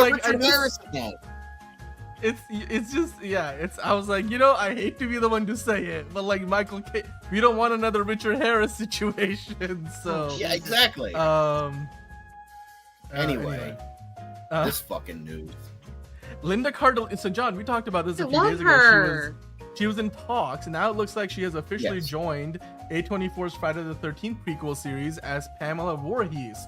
What are your thoughts? Of course, she's in the MCU. She's Hawkeye's wife. I hope this means she's gonna start coming to the Comic-Con circuit. I love her. Yeah, I love her work in general. I don't know about this movie, but yeah. Linda Cardellini, fucking great actress. Friday the 13th prequel, I'm in. A24 doing it, cool. I'm just saying this. Betsy Palmer was the original Mrs. Voorhees, as we all know from the original Friday the 13th. She was the original killer, as many forget, but Jason Voorhees was not the original Friday the 13th killer, by the way. They did this with Aunt May. You're doing this with Mrs. Voorhees. Can we stop making old, frumpy women into MILFs, please? Can we stop making them into MILFs? I'm just sick of it. Like, what's wrong with an old woman? What's wrong with like an average? Why do they? You just said Michael Caine can't work anymore because he's 90. Why do you want to put an old decrepit lady in that? I'm not saying an old decrepit grandma. me when the fucking Trying to original kill movie came grandmas out. over here. How dare you? I don't think it's the Like same fucking situation. Aunt May, she's supposed to be like 70 yet, like fucking. And yet she's a Tomei's smoke show. knockout. What are you gonna do? All right. I'm well, just saying, like, okay. I'm just saying, can we stop making non-MILF characters into MILFs? Nope. That's all Cut I'm them saying. checks, ladies. That's all I'm Cut saying. them checks, girls. Make that bag. Go ahead. Yeah, Caleb girl, is like, I what don't- about the fucking elderly women who can't fucking get jobs? The old, They've not got even a elderly, pension. older. They're all right. 50, They're collecting 60. social. They're good. They're fine. Caleb, I think, summarizes Exactly. Like, they're the sentiment. All right. Gonna Moving be on to the so next many thing. fucking All right. people, Okay. so We're gonna keep the ball rolling here. Speaking of Marvel, Elizabeth Olsen has revealed that she will not be in both Avengers Doomsday and Secret Wars because when she was recently asked about it, she was like, no, I'm not in London. I'm back in the States. I just finished Panic Carefully, which I think is a new TV show or a movie. And then she said, I'm moving to filming a pilot for FX, which is going to be the Seven Sisters show. So clearly her schedule dictates that she's working in the US on a couple of different projects. And we know these Avengers movies are filming out in London or like in the UK in general. So I don't know. Do you believe this? Do you think there's any, No. I mean, because they probably will film in other parts of the world at some point, right? I Yeah. mean, John, what do you? Yeah, both of you guys. What do you? Well, guys there's supposedly a Vision show coming out, so she'll crop up in that. So I'm not worried. She's still gonna get her check. I ain't worried about it. Yeah, like comic books, nobody stays dead. Not even Uncle Ben and the Waynes are fucking safe anymore. We got the multiverse, Fucking Gwen baby. Stacy Bring them isn't all safe back. anymore. Bring them all. We gotta back. bring them all Till back. they're Of course, 90. like, Well, Till they're we'll 90, see. you know? Let's just see where she ends up. If it is, I mean, look, I wouldn't be surprised. Maybe she's in there, but she's not really. That's not her. Maybe you just see the character dead or like a body double at some point. But I don't know. I don't know if it's worth doing a very she's not tiny showing up, but she'll cameo. show up eventually. But they're gonna film this movie in I a will bunch of say different she's a places. lovely lady. I met her last year. She's very nice. She every interview she does, Oh, she yeah, sounds what is she amazing. gonna be She in? really knows what she's talking about. And Yeah, honestly, John, she could be. She wasn't. just because she's not in London or in the UK filming this doesn't mean she's not going to be in this. It just, I mean, you know, like you said, she could be throwing us off the set and she will probably show up in a bunch of other stuff. So with that in mind, let's move on to the next thing. John, I came across this story while we were preparing the show today. John Wick, of course, is coming back for a fifth movie, but we recently found out that one of the actors who was part of the original movie as well as the sequel to the second John Wick movie, he's not interested in returning to the franchise. He's not even going to be a part of it.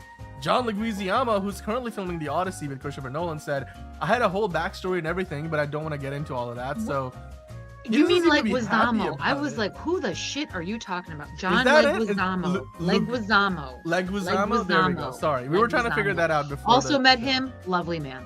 No, don't bring me into this. I know how to pronounce Leguizamo. You're the one who didn't know how to pronounce it. I was asking you for help and you didn't. Okay, I said whatever. Leguizamo, and then you're like Leguizamo, and it's like, all right, you fucking go with your pronunciation. Fine.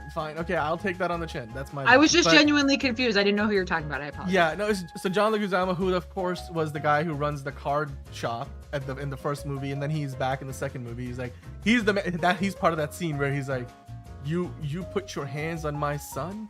He's like, your son stole John Wick's car. So, yep. And he's And like, killed his dog. Oh, and killed his click. dog. That was the He's best like, fucking oh. scene ever. Oh, I was like, click. Beautiful. Like, Beautiful. I was tired of seeing, like, you know, heroes that have to get beat up before they finally rise to the occasion. And no, I just want a dude who's gonna wreck fools. Baba and that's what John Yaga. Wick was. Yes. So I am all for it. I mean, but the news itself, John, yeah. do you care? Bro Do hasn't you appeared care? since the second movie. Of course, he doesn't want to show up now. So, Well, I don't and know he's why got this is another news, movie but, coming you know, out it's around cool. the same time anyway, so like he was busy. There you go.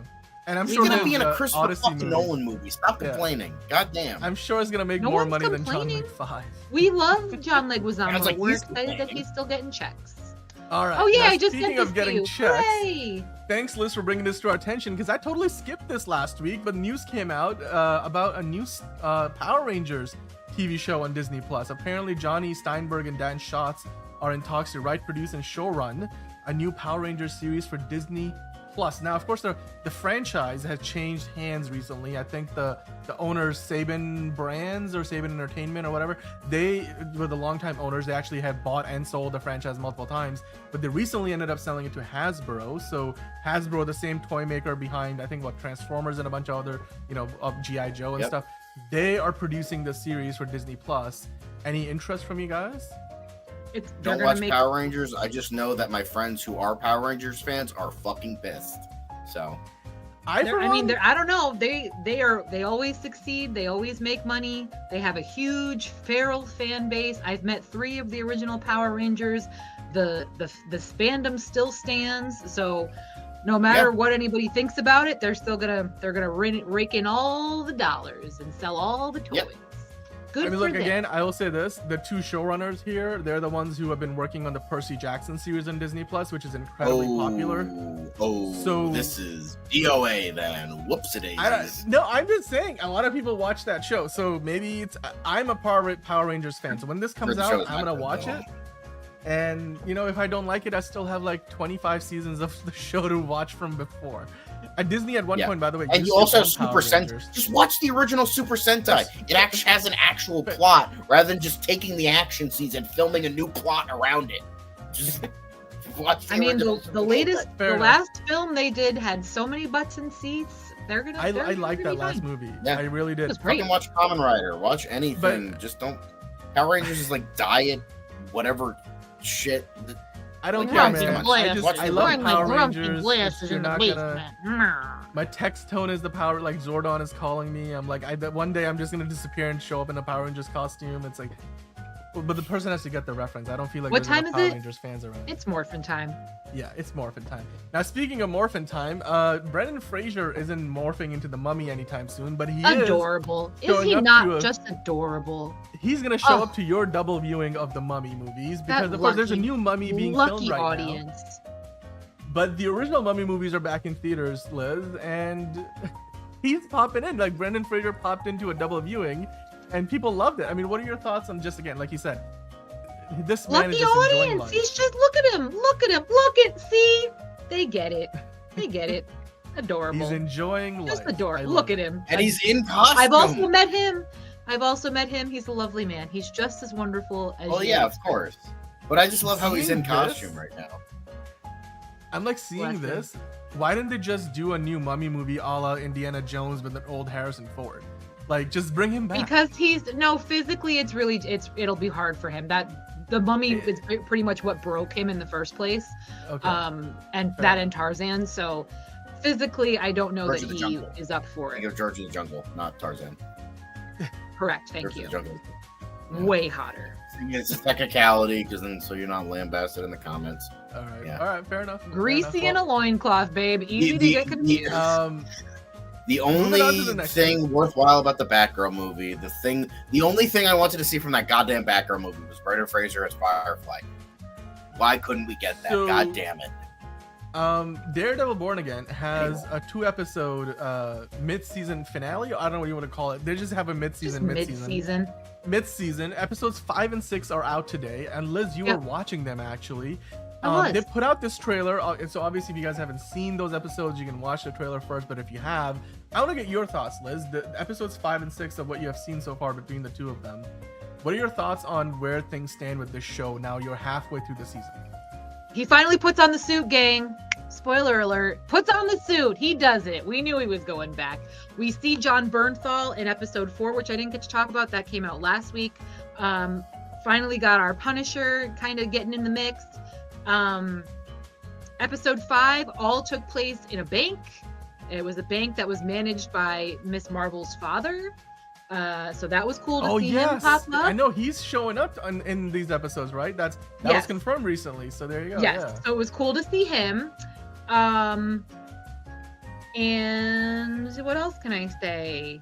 Yeah, puts the suit on finally. Yep. It's very exciting. Yusuf Khan is the name. I love it. Thank you. I love it. Yusuf. What a sweetheart. But yeah, I mean the trailer teases that he's finally gonna get the suit on. I'm excited. And he does. This show seems to be getting better and better, and I hope the ratings will follow because the more and more people are jumping on board. And it looks like the release schedule is timed out, so that way they'll get all these episodes done before Andor starts airing, because then Andor will release on the same day of the week that this releases right now. So I'm starting to understand why there's a double episode release now, because that way there won't be an overlap week. Right. So that makes sense. So and I'm fine with that. So there's a new villain on the scene. It's this Banksy type artist who abducts people off the street, drains them of their blood, and then graffitis the walls of New York City with their blood. So that's cool. But White Tiger's niece goes after this guy. She her uncle was kind of tracking these kidnappings, these disappearances, and found a pattern. So she now goes after this guy to try to, as she puts it, to finish the job that her uncle had died for. So then Matt Murdock says, "Oh shit, girlfriend got kidnapped by the bad guy. Now he's got to put the suit on and go handle his business." So yeah, I didn't get to finish episode 6 because I'm here with y'all, but it's getting exciting, gang. It's getting exciting, and I can't wait for John Bernthal to come back in the Punisher garb and kick some ass, because I'm sure that's coming up. So yeah. Hooray. And, I mean, once you do finish the episodes, I'm sure we'll have you back on the show soon, and we can talk about it. We'll yeah, get into I am still enjoying the franchise. The pacing is a little rough episode to episode. It's not consistent, but I'm a fan. I like the story. I still like Vincent D'Onofrio as Kingpin / Mayor Fisk. He's still doing his fisky things, naughty guy that he is, but it's good. Speaking of John Bernthal. Okay. Cool. John Speaking of John Bernthal, and of course we're going to be speaking about Ben Affleck quite a bit on the show later. Love him. The two of them have the movie The Accountant 2 coming out soon, and this is a new poster. Your thoughts on the poster? Great stuff. Are we just talking about the poster? Can't wait. Just the poster. This is the news. This is the quick hits. Just the quick hit. Okay. It looks a little. Yeah, great. I've been waiting years for angle. Accountant 2. Can't wait. I'm like, this is not Ben Affleck's best angle. So I don't know. That looks. Yeah, but the man hasn't looked good in years. That's not nice. That's not nice. The divorce hit him hard, and then the second divorce hit him hard. So it's understandable. The only thing I will say is, if nobody's watched the trailer for this yet, there's no nice way for me to say this. He seems to really be playing up the special needs aspect of his character this time around. And it's glaring. It's kind of I watched the trailer and I was like, ooh, you're acting extra autistic. And why are you so different from the first film? It's a choice. I don't know if he'll be consistent throughout the entire film acting that way, but it was one of those that I was like, ugh, it's too much. Hopefully it is. Dial it back. Yeah. Other than that, I'm looking forward to it. Yeah. Love John Bernthal. Once you get from the trailer to the movie, I'm sure things. Yeah. Again, it's a bigger sample size, so hopefully the movie it will be more even. Well, I'm gonna rewatch the first one before I see the second one, so that I can been a while. ease on into it. Time, so we'll see. We'll see what happens. Now, of course, in the meantime, we have to talk about Adolescence, which has set a Netflix record with 66.3 million views. The show. It's the best ever 2-week total. I haven't heard for the of, limited series. Of anything about the show unless it's on here. It's everywhere, John. This is not only now setting Netflix records just worldwide, like the best ever 2-week total for a limited series, but this show was officially the most watched show in UK, period. It was the first streaming show to top TV ratings, meaning it was the first TV show in the UK that did better than any TV that was on regular broadcast or television. So I've been hearing nothing but good things about this, and it's everywhere, Liz. I agree with you. Yeah, I wouldn't necessarily say good things. I probably won't watch it because it's so intense and because it hits so close to home as far as what's going on with youth and social media and messaging, and it's so I'm very, very uncomfortable around hearing about this show. So it's not one I think I'm gonna be able to watch, but it's all shot. It's all a continuous shot, which is just unbelievable. So I'm glad it's hitting the numbers, and the message is important. The message that they're trying to convey is important to get out there. So I'm glad that it's doing so well, but I don't think I'm going to see it myself. Yeah, this is one of those shows where I'm like, I think this would be a great watch, but it's going to be a really tough watch. So I have to really like steel myself up to do that. So I haven't gotten to it yet. But and it's only 4 episodes, I believe. Yeah, it's a very limited. Brits know how to pace.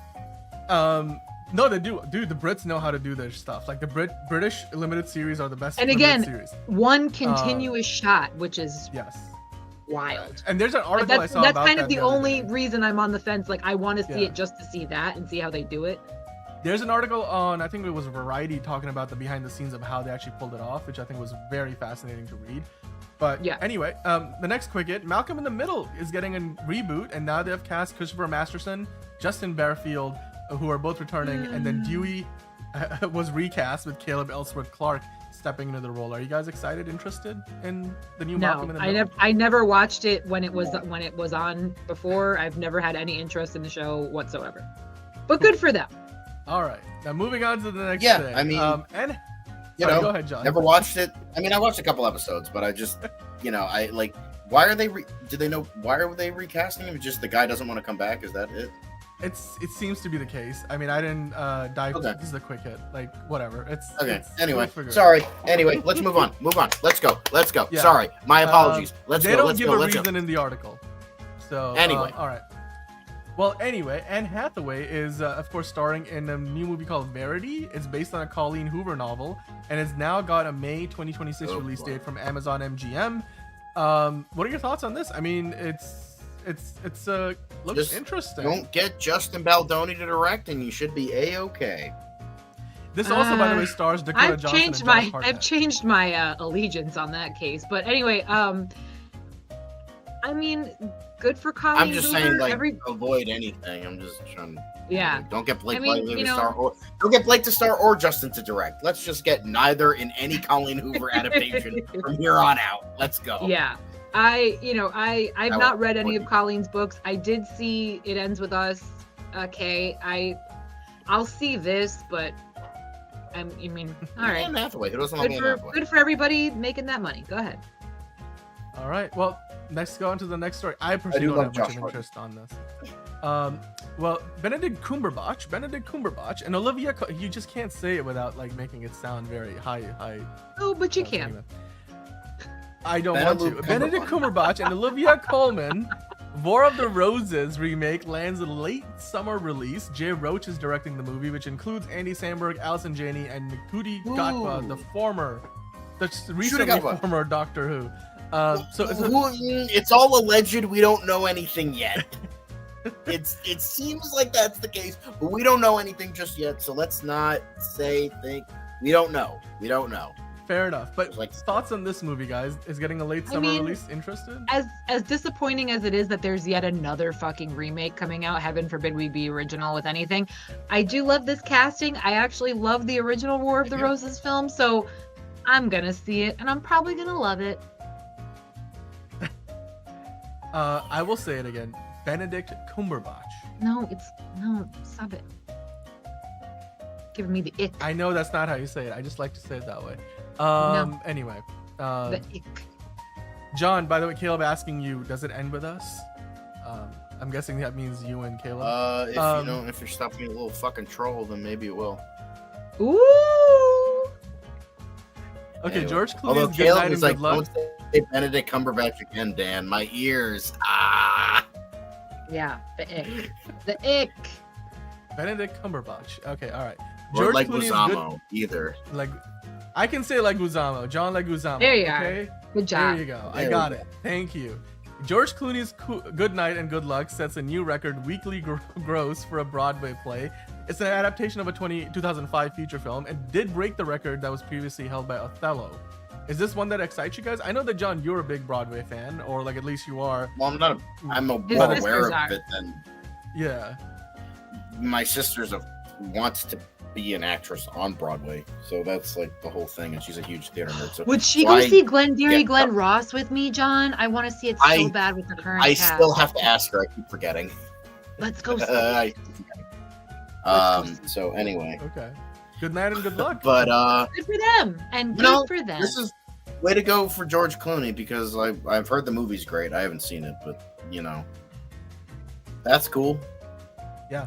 I mean, I've been seeing stories about this. This is breaking all kinds of Broadway records ever since it started. So I'm not surprised to see that it's now got yet another one. So with that in mind, let's move on to the next thing. Isabella Merced was recently on the same panel as of course, America's Daddy, Pedro Pascal. And she was teasing him a little bit about the idea that the Fantastic Four first steps and Superman drop basically 2 weeks apart. It's a little bit of playful banter. I'm sure you guys heard the clip. If you haven't, go check it out online. We're not gonna play the audio here, but I mean, are you guys excited for both of these movies? And also, I mean, this is just playful banter, right? Like, does it actually mean anything? Nope. They got their checks. No, it's just cute. They're happy. They're happy plans. Yeah, I mean, the thing is, anything like this is cute because then, like, fans who know better, be like, oh, this is cute. Like, oh, I didn't know about Superman. I'm going to go see Superman. Oh, or I didn't know about, I'll go see that. So it's cute. Of course, all the fucking insane extremists that we don't like to talk about are be like, it means war. Like it has been for fucking decades to these people. Unfortunately, a loud minority, but we got to deal with it. But for all the fans, the majority of fans are like, hey, this is cute. I'm sorry that both have to be in Last of Us Part 2, but whatever. Yeah. Well, I mean, it looks really fun. This whole this exchange. I mean, they're both having a lot of fun with it, and I can't wait to see more trailers for both movies, which I'm sure with CinemaCon coming up, we're going to get a bunch of that, which we will talk about a little bit later in the show. But to wrap up Quick Hits, I think this might be Liz's favorite story of the day. Flow, the movie that recently won the best animated movie at the Oscars, the best feature animated movie. Which it shouldn't have gotten, but okay. It's leading to a rise in black cat adoptions in Brazil. And that's black just cats so are often viewed as bad luck, but many pet owners are now naming their black cats the newly adopted black cats Flow. Your thoughts, Liz? It's wonderful. That's nice. Adopt all the babies. They need your love. Yeah, I would. I'm not a cat guy, but like obviously, this is a lot better. Unfortunately, unlike the Finding Nemo thing where they were adopting Dory's species, not knowing that they needed to be in like freshwater or saltwater, and they were killing, it's a lot of like, work. a lot of work. Yeah, it's not good. But like this, it's just cats. Well, I'm not saying it's just cats. Obviously, cats still take a lot of work. It's a pet. It's another being. Got to take care of it. Yeah. But like the fish thing was like a huge forever controversy. friend. Right. No, I agree with you. I think this is with cats. fantastic. It's not like super special stuff, but like adopting cat. I'm not trying to denigrate the cat experience. I'm just saying like one had some. Really They digging take care that of hole themselves. there, Right. John. No, I you need to just. I'm just saying, I'll let like- you. Just stop. Just stop. I'll let you finish. But it's good. That's This is good. good. This is Yes, good. They're it's adopting good. the cats. It's good news. Hopefully they break that superstition because it's fucking stupid. Yeah. Black cats Dude, black deserve cats some love. I grew up in a neighborhood where there were a lot of black cats. It wasn't in the U.S. That's all why. I've ever but, like, owned. yeah, I mean, black cats are fantastic. I mean, the superstition of like, oh, the black cat crossed your path and stuff. I don't believe in that stuff. Yeah. But yeah, it's great. And that brings us to the end of the quick hits, John. So why don't you hit? There you go. Thank you. Yeah. Oh, Wow, you were she's quick on the fucking trigger. All right. Well, guys, let us know down in the comments below which of the news stories were your favorite. We get into so many things from Marvel to DC to the summer movie season, as well as, of course, John, looking at you really up too close in the eye. Hit that like button while you're at it. All right, that's enough of that. Now we move on to the next thing. So we have to talk about a bunch of movie reviews, and then we'll do DCU Daily, and then hopefully we'll be done after that. So It's terrible. all right.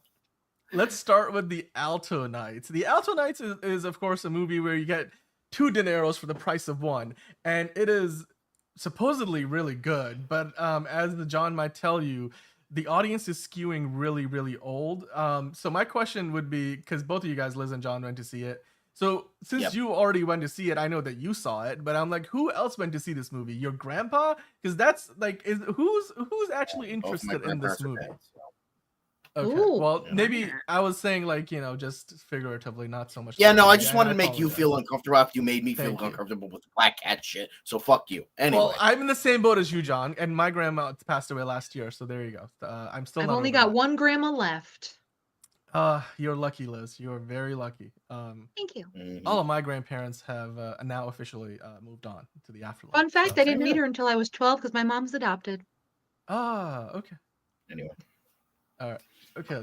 Anyway, where do we start? Just got really depressing really quickly. Anyway. It's the only grandparent I've ever known. Okay, where do we start? The Alto Nights. Liz, I'll start with you. You saw the movie over the weekend. What were your thoughts on this film? I did enjoy it. The story is interesting. Do I believe De Niro needed to play two characters? Absolutely not. I still contend that the prosthetic looked like a very shitty rubber mask. But it was all right. Deborah Messing was great. The other supporting cast was good. It's a mob movie, gang, and it's a De Niro mob movie. So you're gonna get what you're gonna get, and you're gonna like it or you're not gonna like it. Move on. Goblets. Cool. John, your thoughts on the Alta Nights? Especially, I want to hear about who was in the movie theater with you, too. Because I've been hearing the audience for this I was probably the youngest. Yeah, my theater probably ranged, from my age group to like 50s and 60s. Go ahead, John. So yeah, I thought that this was again, it's not like Once Upon a Time in America. It's not Goodfellas. It's not Casino. It's not Godfather. It's not going to be the greatest thing ever. But I enjoyed it. I liked Robert De Niro in the dual role. I thought it was for the most part, well made. I liked the story. I thought the first and third acts were strong. Second act was a little wonky, really slow. It also had a lot of weird editing choices, like a lot of fade outs, and then there was like really hackneyed editing, like in the beginning of the movie when Frank gets shot. It's just like they do like it's like whoa, okay, this will cause like epilepsy or something. It was also very see. I think where my confusion was, John, because I had called it a Scorsese film and you were like, no, bitch. My confusion was because De Niro also narrates, but De Niro also narrates as his character as an old man, like 20, 30 years after all of this went down, just like in the fucking Irishman. I hate a narrated film, and I'm like, I'm sorry, we just did this. De Niro, you just did this. So that was also my issue with it. Anyway, continue. Yeah. Sorry. I mean, the movie is not making a ton of money at the box office, John, but you said you were the youngest person in your audience, and most people around there. Like boomers? I mean, maybe it was mainly boomers and older generation, which that makes sense. It's like this is the vibe that people like. So I said this to you guys too. I also feel like he's pulling a Denzel where he's just playing the exact same character over and over again now, just in different roles. I mean, quite frankly, he was the same guy in Meet the Fockers and Meet the Parents. He just, what are you doing? All right, okay. I mean, just personally, I can't take this movie seriously because it's like I can tell they're the same person. Like it's right. It's not like Colin Farrell becoming the Penguin, where like if you put Colin Farrell without the mask and all the prosthetics across the table from Colin Farrell dressed as a penguin, it would be hard for you to tell like this is the same 100%. Person. Whereas in this movie, you look at this shot, I can tell that's Robert De Niro. At worst, I'm like, okay, it's Robert De Niro 30 years apart, which I guess is what. And he doesn't change his voice. So, he really doesn't change his mannerisms. I was watching the screen so closely because they were wearing the exact same watch, and I thought they were wearing the same fucking ring. So I was like, wow, we're just phoning it in now. We don't even have to change the jewelry up. They were wearing different rings, but they were wearing them on the exact same finger with the exact same watch. I was like, I couldn't. Anybody else could have played that other role, and it would have been fine. I liked how he played the dual role, but that's just me. But overall, I think it was a good movie. It wasn't a great movie. It was like a solid 6.5 out of 10. I don't think it's like the worst thing ever, like a lot of critics are making it out to be. I think he did a good job here, and I liked the acting. It's just the pacing and the editing and some choices here and there was like a little slow. But overall, I thought it was a well done and well made movie to an extent. Well written as well. The production design was great. And there were a couple scenes that made me laugh, like after, Vincent, I think his name was, tries to kill Frank, but he fails. And he's like, I was trying to be quiet. He's like, it's a fucking gun! You're not gonna be quiet! Like that that kind of thing, or how again Vincent being the kind of Cosmo Jarvis who's going to be in the Odyssey. He was like kind of the comic relief kind of character. And he was like, like Palmyra, that's where the Mormons are from. And like that whole scene, like I was laughing my ass off. That was such a great scene. Those two big, like kind of like comedy scenes, like I thought were really funny. And I think I like the comedy in here too. It was like sparse, but it like helped alleviate some tension. The kills were good when somebody gets whacked. Also good. Again, not gonna make like it's not gonna have a shit ton of awards or anything, but I thought it was good. The thing for me is this movie is just hard for me. I think for the average audience, you see, okay, he's playing two characters for what reason? They're brothers, they're twins, like, and it's not any of those reasons. You're like, okay, it feels like a gimmick, and I will just wait to see this when it comes out on streaming. Like, the audience score is pretty good, but the critics hated it. So I'm like, clearly some of the things you guys are pointing out, the critics seem to agree with you on like the shortcomings of it. Well, but let us know, guys, what you guys thought about the movie. Did you go see it? Did you take your parents or grandparents to go see it? And did they like it? So did you take your Mima and your Papa? Yeah, let us know in the comments down below what you thought about this movie. And then, of course, we'll be back here, to talk about more movies in a few minutes from now. Because, we're just going to move on to the next one and the next one after that. All right, so hit the like button, hit the subscribe button. We're here to talk about movies each and every week, as always. So let's do that right now. Magazine Dreams. Magazine Dreams is a movie that has been mired in controversy, not because of the movie itself, but just the lead actor in the film. So with that in mind, I know that Liz, you went to see the movie, so I want to bring you in to talk about this. But before we do, I just wanted to kind of point out, like, again, there's been a lot of recent controversy around Jonathan Majors, Rolling Stone releasing that audio, which may or may not be real, about like him admitting to pretty much some of the stuff that he supposedly did to his girlfriend at the time. But recently he's been trying to get back in the game and like really maybe put his career back on track. He just got married. But Jonathan Majors, Liz, I want to just get your opinion on A, the movie, what you thought about the movie by itself, and then B, let us know what you think is going wrong for the movie at the box office, which didn't even make $1 million at its opening weekend. Yeah. I mean, unfortunately, I think it is him. I think it is the controversy around him, because I even myself was kind of on the fence about seeing it, was kind of uncomfortable with the whole idea of entertaining any project that he's a part of at the moment. I mean, it's nice that, we hopefully he learns from this and moves on and becomes a better person and contributes to society in a positive way. I will say this is one of the best performances I've seen. And quite frankly, I think, unfortunately, because of the controversy surrounding his personal life, he's not going to get nominated for an Oscar. And quite frankly, he should be for this film. This film is about not only a guy who is trying to become I don't know what you would call it, not a fitness model, but he's trying to become like the next Mr. Universe. He's a bodybuilder, and he tries to enter competitions. He follows very closely the top bodybuilders around the world and emulates them and tries to he's very strict about his diet. He's very strict about working out. He's really thoughtful about doing all of the right things while also taking steroids to bulk up. However, this character is extremely autistic.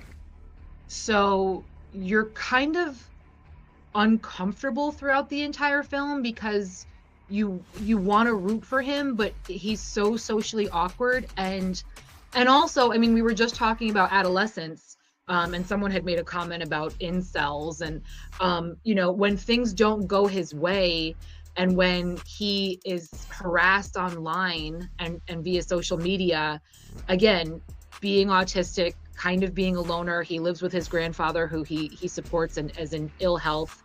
He really doesn't have anybody to talk to. He really has no other friends. He's constantly reaching out to this one bodybuilder that he emulates and not getting any response back from the guy. So I described it as an uncomfortable roller coaster ride, because you never know where his character's going. Like, it seems like he's going to the extremes, and then all of a sudden he dials it back, and then he goes to another level of extremes, and you're like, holy shit, how did we get here? So in that sense, it was interesting. Again, his performance was unbelievable. And it's a shame that no one's really going to see it because of all of the controversy surrounding, his personal life. But to me, it was an absolutely Oscar-worthy performance. So I don't know that I can recommend it, based on how people feel about him as a person, but I thought the movie was wild. And I don't know if I would see it again, just because, like I said, you're just kind of uncomfortable the entire time. But that's how they made it. That's how it was designed. That's how it was written. That's how it was put together. So it's an interesting one, to be sure. Yeah, and you could tell the Rotten Tomatoes score is pretty good. 80% certified fresh with the critics, 91% score for audiences. But again, that number is based on a little over 100 reviews, so not as many people going to see it. It was in movie theaters this past weekend, and you saw it, but the overall number that came out at the end of the weekend was like less than $1 million total that it made at the North American box office. It was available in like 800 theaters, so it should have made at least a little more than that. I'm not saying it needed to make 10-15 million. The backstory behind this movie is this was made before all the controversy around his, I'm sure it was, case and everything. And then Disney decided to completely take it off their release schedule. Then a distributor came in and bought the rights to distribute it, kind of like what happened with the Looney Tunes movie that Warner Brothers sold off to Catch Up Entertainment. There's a third-party distributor that is putting this out now, and they've had good success at the festival circuit level. And clearly, the critics have so far mostly, 80% positive. But yes, the audiences, I think it's still too recent. Like this has to be that one movie. Remember, like the first movie Will Smith did, what's it called, Emancipation, on Apple TV Plus after the slap, and there was like no way, didn't matter what they did, that movie was done, and mostly done before the slap happened. But there was just no way for Apple to put that movie out. I haven't seen that one, but everyone said the same thing. They said it was the performance of his lifetime, and it's just a performance no one will ever see. Yeah, exactly. And so I think it's just unfortunate. Maybe we'll look back at this movie years down the road if, let's say Jonathan Major has redeemed himself in the public view, and then we'll maybe think about it differently. But for the time being, much like the Will Smith movie, it just falls prey to and it's a lot of it is because these two movies we're talking about are based around the actor. Like it's not an ensemble film. Like Jonathan Majors is the movie. So pretty much. Yeah. Well, guys, let us know in the comments down below if you enjoyed this film. Hit that like button while you're at it, and hit the subscribe button if you like the reviews on this channel, because we'll be back here talking about it again. Well, not this movie maybe, but like other movies. So do check those reviews out. And yeah, hit the notification bell so you know when we go live. Now, let's move on to the next one. Snow White. Snow White is the big movie release of the weekend. It made more money than every other movie combined at the box office. It was the second biggest opening of the year, behind, I believe, Captain America 4, which was the biggest opening of the year so far.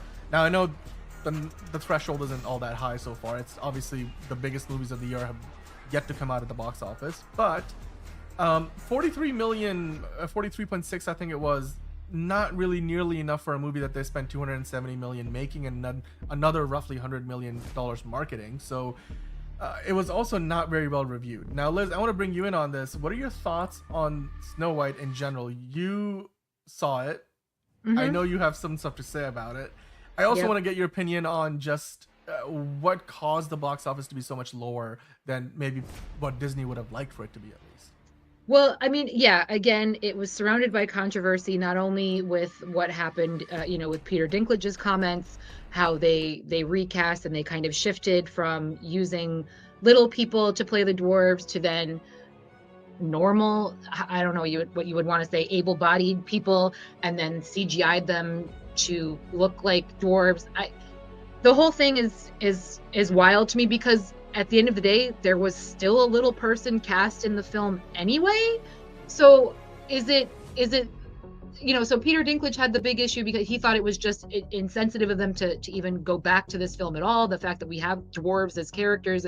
So do you have a problem with the fact that they were called dwarves? Like, if they were called little people, would that be okay? Because it's not like they're villains, it's not like they're disgusting, it's not like they're not caricatures of themselves, you know what I mean? Like they're a fictional, mystical, it's the same thing like if you would have a troll. Like, we have troll movies and that's not a problem. We have we have a fucking new Smurf movie coming out and that's okay. So I'm trying to understand what exactly the issue is. Like, a little person's okay as long as it's playing a little person, but a little person's not okay if they're playing a dwarf.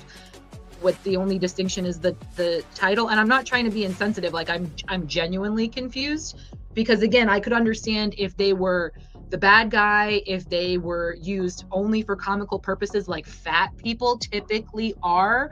But they weren't. They were sweet. They were the people that came out and helped Snow White and befriended her. And so I'm confused by all of that. Then of course we have the controversy with the statements that Rachel Zegler had made as well. Not going to get into that. It's just and not only and also the fact that people didn't feel that someone who wasn't white shouldn't be cast as Snow White. There was a whole myriad of stupid bullshit. All of that aside, this film looks as though it was a college theatrical production. So the costume choices were atrocious. The styling choices were atrocious. In the beginning, you see little Snow White with the king and the queen, her parents. The king looked like a finance bro on week 2 of his unemployment. Like he had a 5 o'clock shadow for no fucking reason. He's supposed to be this king. He's supposed like the styling was, I didn't understand any of the decisions they made. Snow White's costume, her dress, I should say, looked like it was one that could be purchased at a Spirit Halloween, and most likely you'll find them this year, come October. I get that they were trying to. I mean, I guess I get what they were doing, but at the same time, the fuck, like, why? Like, I saw fan art for this film that was miles better than what bullshit they served us here.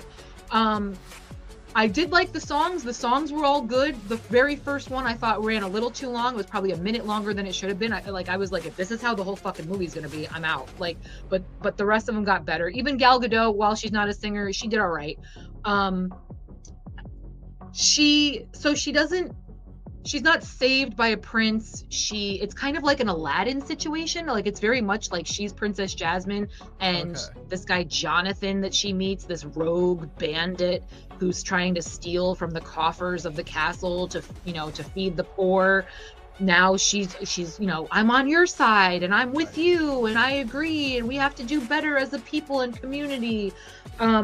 He was 100% Flynn Rider from Tangled. That's what they were going for.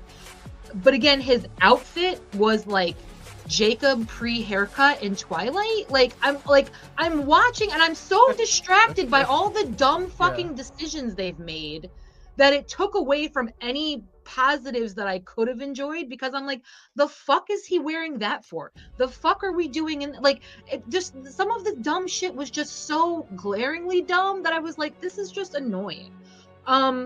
Also, Titus Burris, I'm never going to pronounce his name properly, Burgess, played one of the dwarves, was not African American in the CGI dwarf. Like, they whitewashed him. Why? Who fucking cares? We have a Latina Snow White. You can have an African American dwarf. So all kinds of things went wrong here.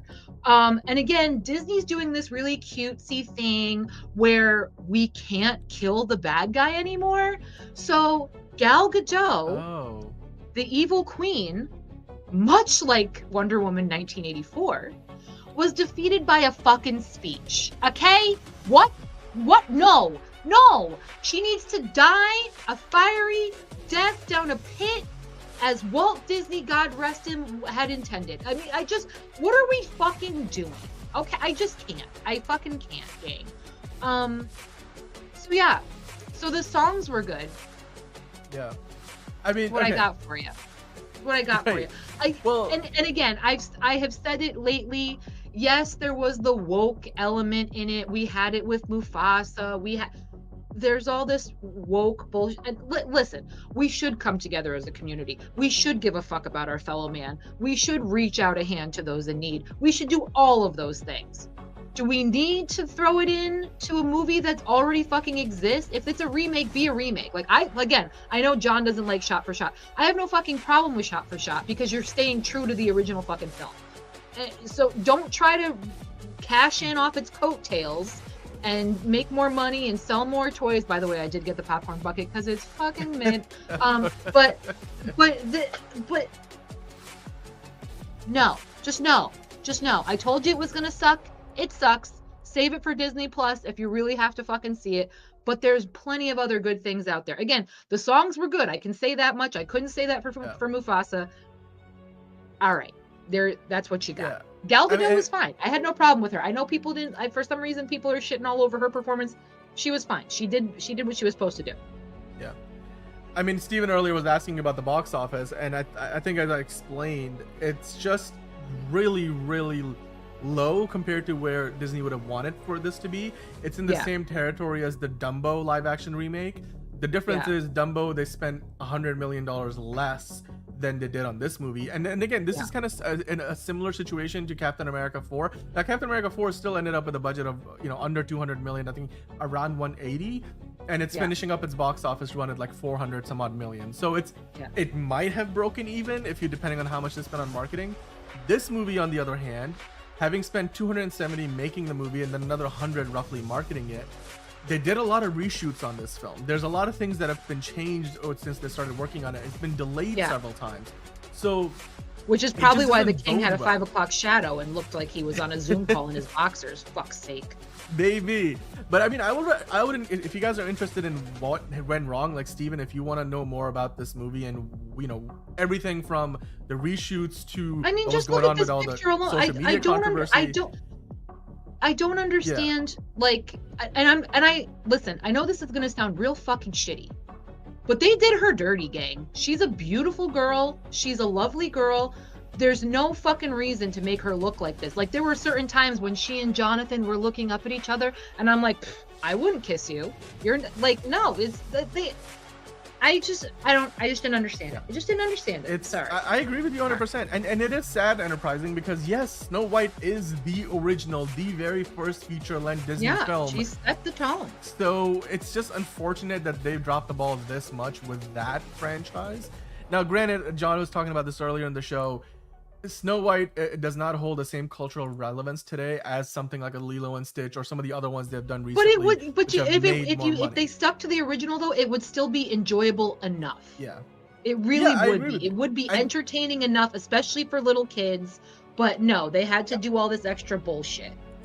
And there was something that they could have done to hold true to Walt Disney's original vision without totally doing shot for shot.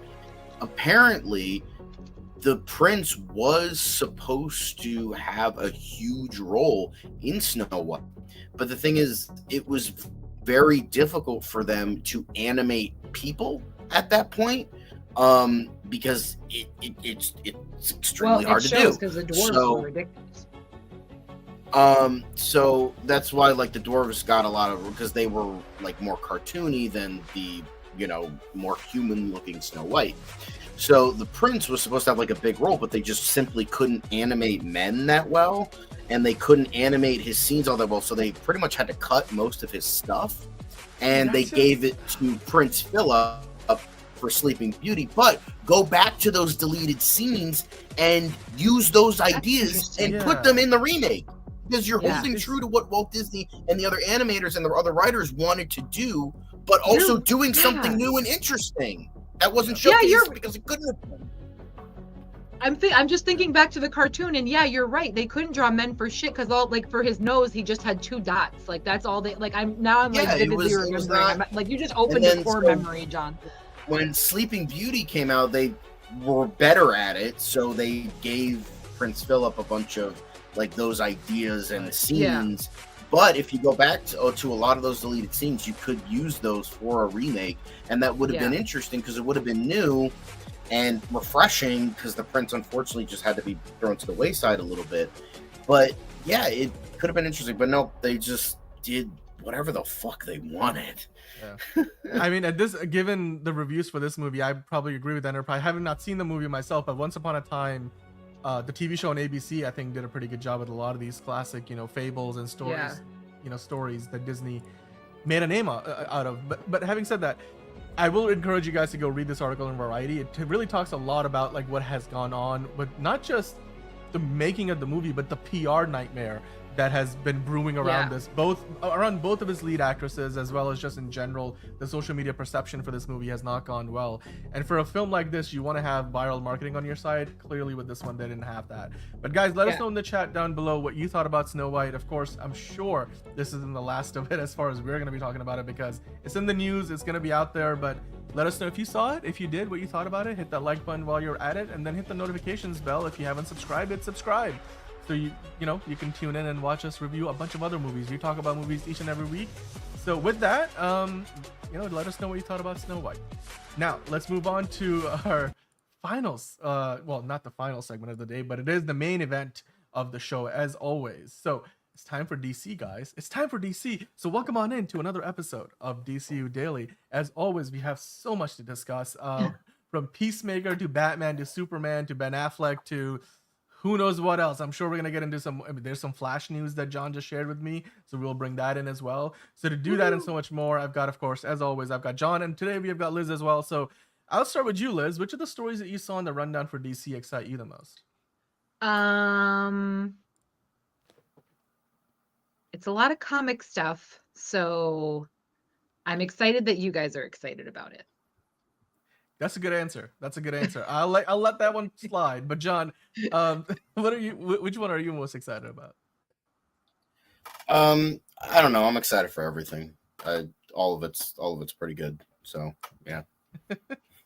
I know that's a lame answer, but Well, I'll take that answer, and we're gonna keep on going. So the first story that we have today is the creator of Bane is upset, and he criticized DC and Scott Snyder for what they have done to his character in the new Absolute Bane. He called him an abomination. So he, particularly the head design, is something he's not happy with. I mean, what are your thoughts here? The co-creator of Bane, Graham Nolan, he's just not a fan. Like, Graham Nolan is just not a fan of what they're doing with Absolute Bane, which we talked about the other day. You see that image on the screen. John, I just want to get your opinion. I mean, it's a creator of the character. He's just not a fan of what they're doing with him in Absolute Bane, or with Absolute Bane. I understand, but it's like, it's an Elseworld story. It's doing something kind of different. So I'm kind of torn, because it's like, oh, it's his vision and it's his thing, but at the same time, it's not the main continuity. It's, art is a form of expression, so they're just doing something very different in regards to that. So I get it, but at the same time, I'm kind of iffy about it. But like, I'm kind of torn. I'm just kind of torn. But yeah, I agree, but I also agree with the guy who drew him for the Absolute Batman. So it's a whole thing. But he looks like the Bane from Batman and Robin. That's what he looks like to me.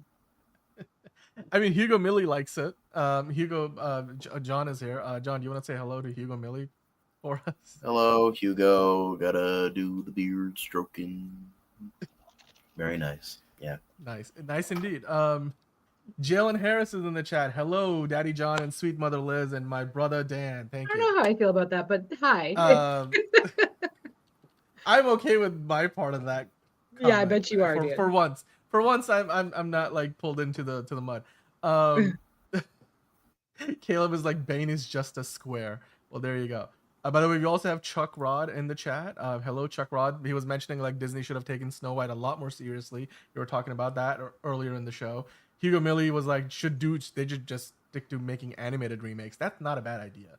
I wouldn't mind an updated Snow White in animated form. Caleb said Snow White looked like Lord Farquaad, and now I can't unsee it. Thank you, Caleb. You hit the nail on the head. I mean, everybody has made that joke. Like, that's kind of been John it's John true. said that it's like true. a week ago. Yes, it is true. They did her dirty. Like they did her dirty. Well, speaking of doing somebody dirty, it looks like the founder of Monolith Studios, Garrett Price, thinks that Warner Brothers did him dirty because, of course, they recently canceled the Wonder Woman game, and he said that he never thought Warner Brothers Discovery would shut them down. And this is what he said specifically. I don't think I ever really considered the possibility that it would shut down one day. So John, Todd Gladwell, the name of the co-founder of Monolith Studios, because not only did they shut down the game, they also shut down the studio.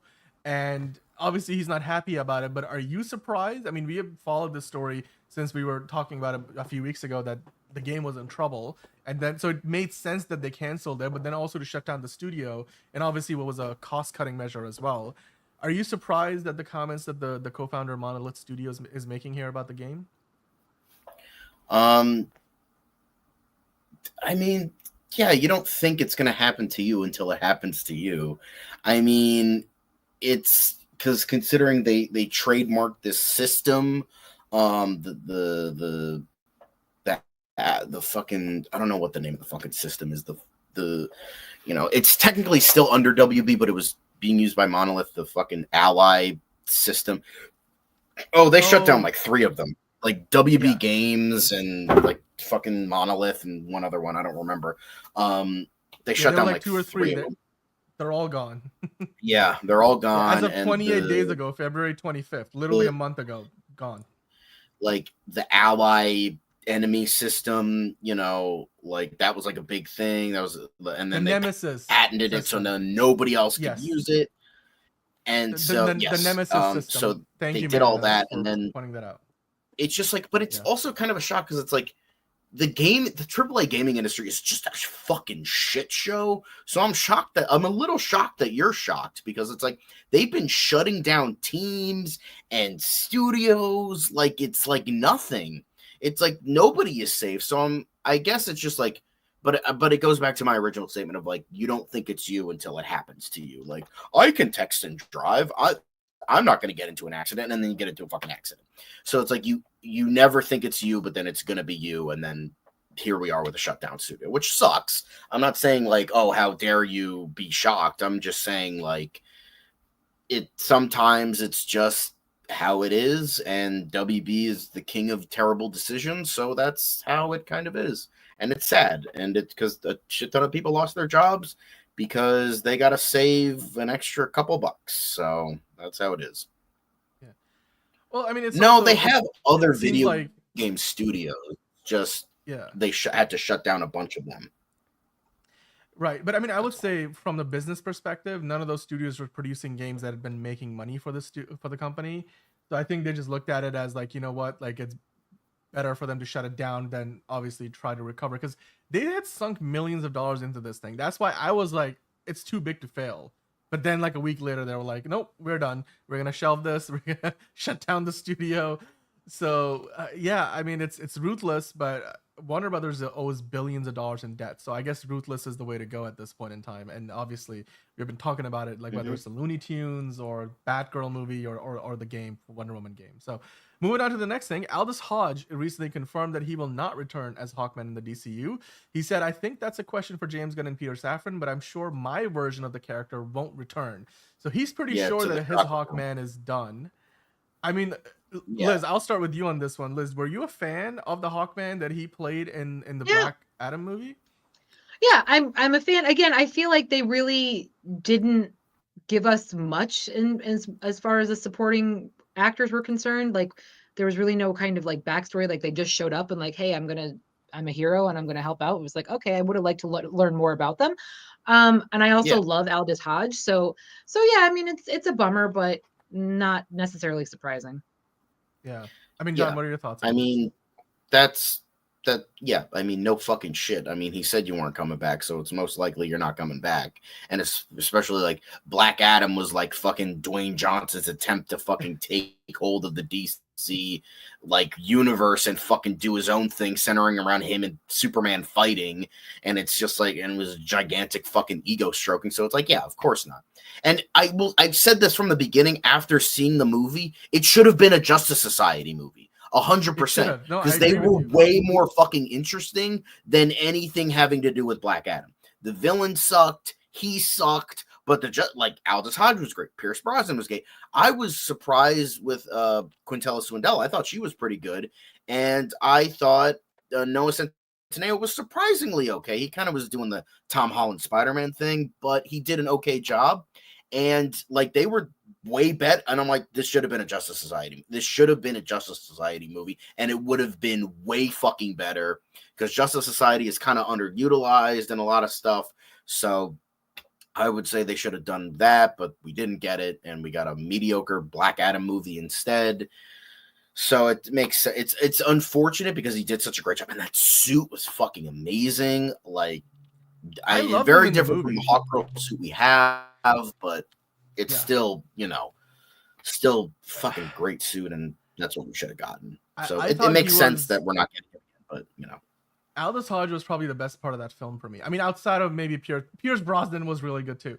But like you said, I think a Justice Society movie, they should have been like Justice Society Origins Black Adam or Justice Society Black Adam. I don't know. Because in trying to change the hierarchy of power in the DC universe, right. Dwayne Johnson basically just killed the whole franchise. Not that it was just him. Obviously, there's a death by 1,000 cuts to the DCEU. But Aldous Hodge, I would like to see him back in the DCU. I mean, right now he's got that Alex Cross show on Amazon, which looks fantastic. I've seen the first few episodes, and I'm going to keep watching it. And it looks great. I mean, he's a great actor. He's improved a lot over the years as an actor. And I thought he was a perfect fit for Hawkman. He looked amazing in the costume, like you said. It's just, it was a bad movie.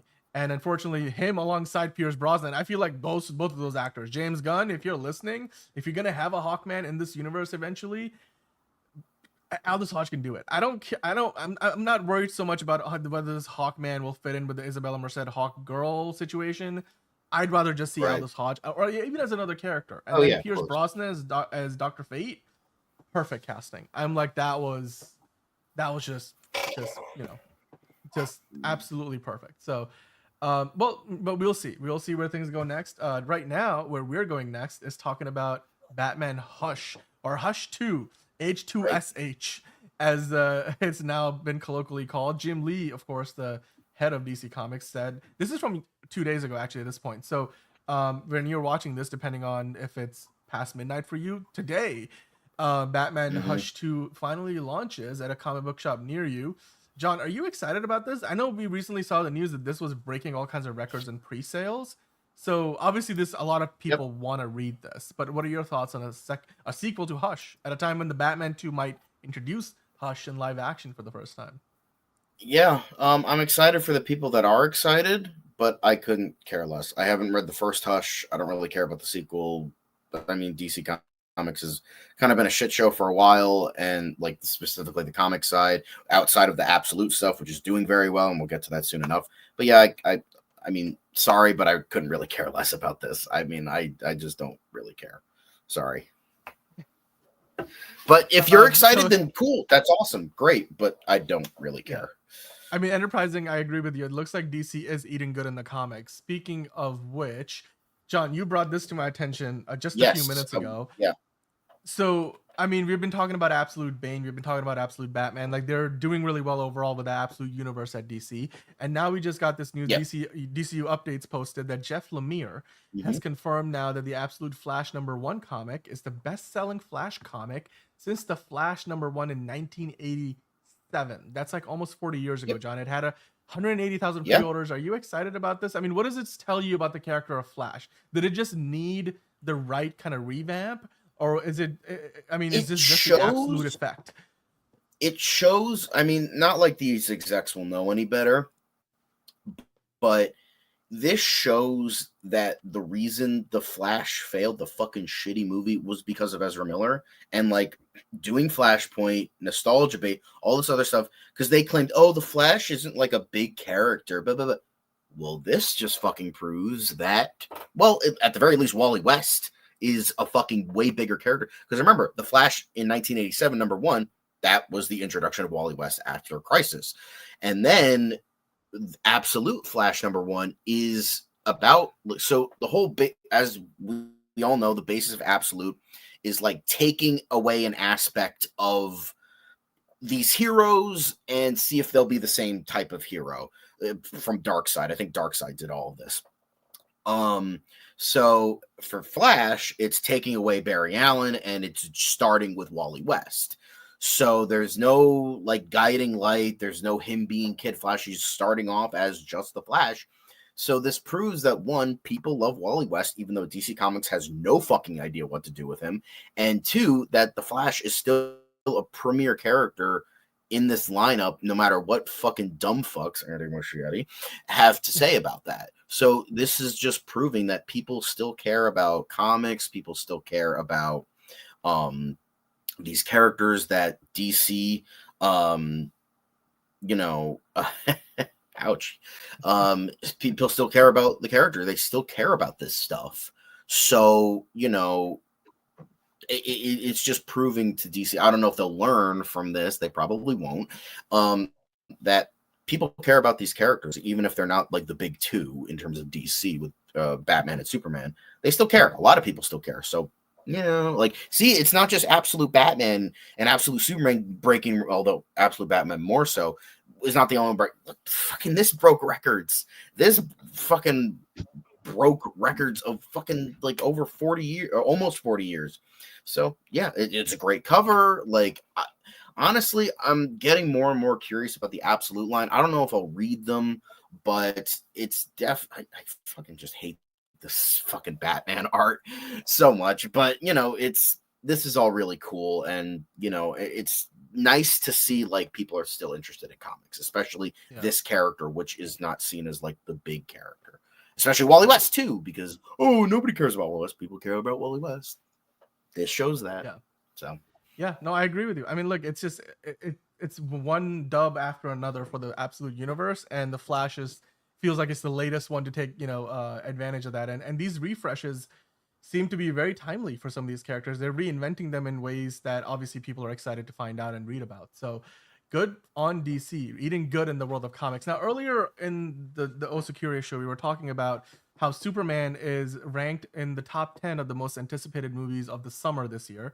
It's ranked number 4 on Fandango's list. They polled 3,500 ticket buyers on Fandango and asked them, what are your most anticipated movies coming out this summer in 2025? Yep. And they voted, I think number 1 was Jurassic World, number 2 was Fantastic Four, number 3 was Mission Impossible, and then number 4 is Superman. So here's the thing. I just want to pose this question to both of you guys. I'll start with you, Liz, and then John, you can chime in as well. Jurassic World is the start of a new trilogy for a franchise that has not made less than $1 billion in like a couple of decades. Yep. Every movie, the last 3 movies all made $1 billion a piece. Yep. So I don't think we have much of an issue there in terms of that movie making money or like having. I mean, granted, they might feel pressure but like you cast Scarlett Johansson, Mahershala Ali, this movie is gonna like make money. It's gonna be popular. The franchise is a pretty safe bet for Universal, the studio. Then you have Fantastic Four. Obviously, that's a big revamp because Marvel has never done Fantastic Four. Marvel Studios, that is. This is the first time Marvel Studios gets a crack at it. So there's pressure on them to get it right. But at the same time, the MCU won't live and die based on the success of Fantastic Four because they've got 2 Avengers movies coming up that everybody's looking forward to, and Spider-Man getting another movie coming out next year. And so Thunderbolts, excuse. And Thunderbolts. I mean, Thunderbolts is another one. So which comes out like a couple of months before Fantastic Four. So again, it's not like Marvel, depends on Fantastic Four to really survive as a franchise or as a studio, whatever. Mission Impossible is the last, supposedly they're marketing it like it's the last movie. It could very well be Tom Cruise's last Mission Impossible. So it's significant. He certainly looks old in it, babe.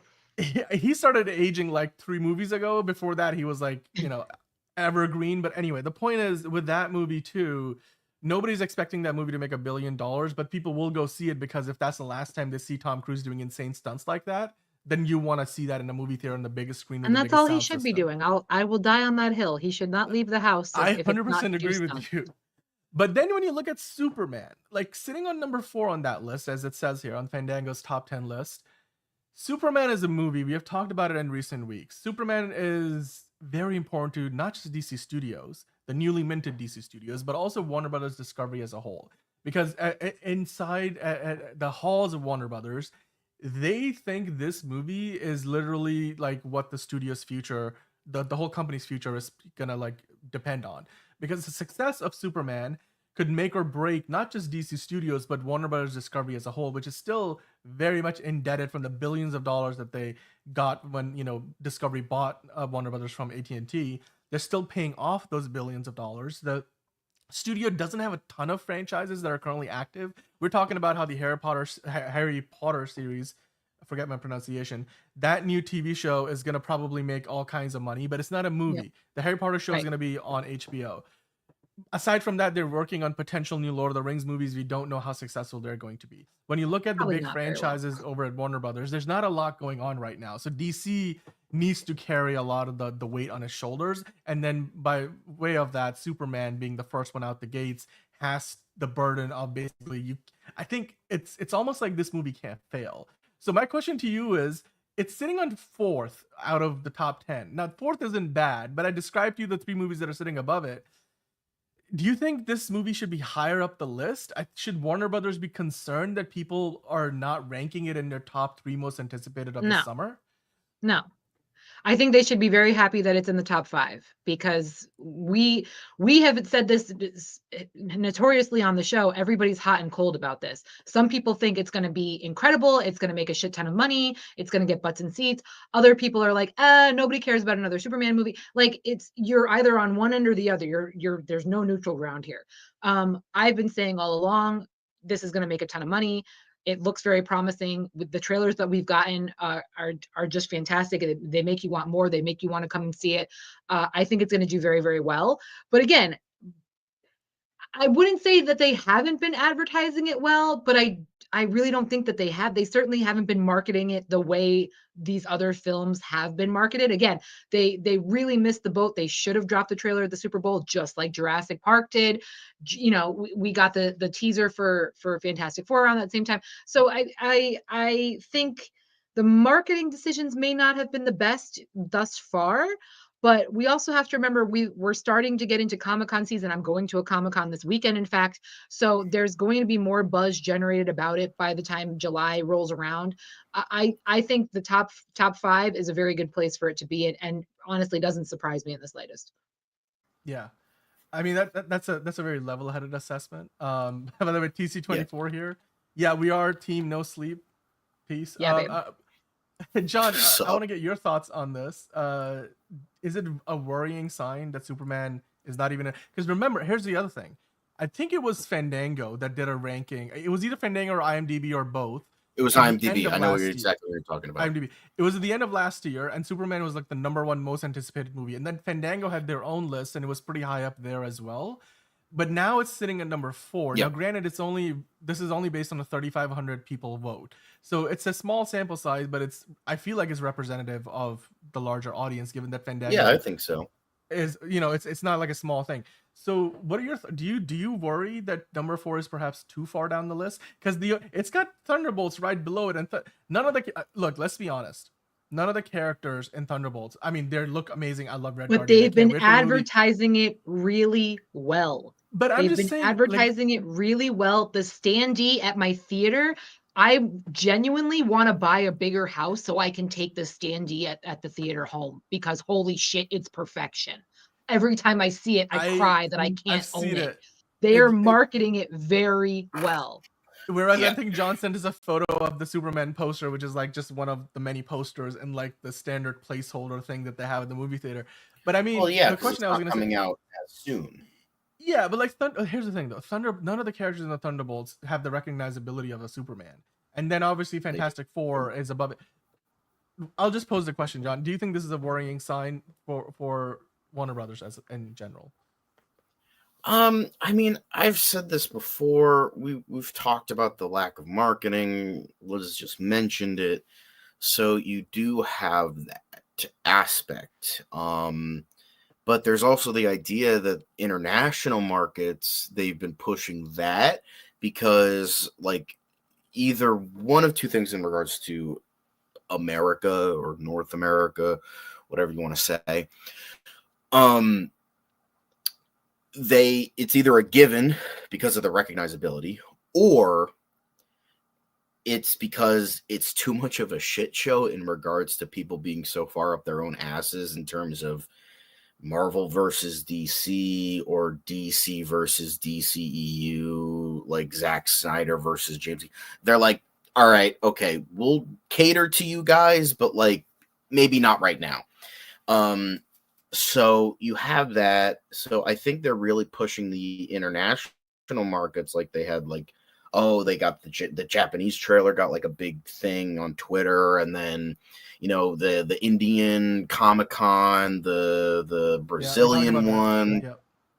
Yeah, we talked about a bunch of those. So it feels like they're pushing the international markets, and especially bigger ones like Brazil and India being huge. We don't know about China just yet because that's the biggest one out of all of them. But it seems like they're pushing that because like either the iconography or, people or like the lackluster idea of a theater in America, which has gone down, prices go up, all that shit. So there's that. I think there's too much hullabaloo in America, and short attention spans also don't help matters either. So I think they're pushing international for the time being, and then once that's like good and strong, then they're going to come back to America in like when it's closer to the release date, like hopefully April, May, June. They're going to push the whole summer of Superman thing, and we're going to get that, and it's going to be a huge push for America.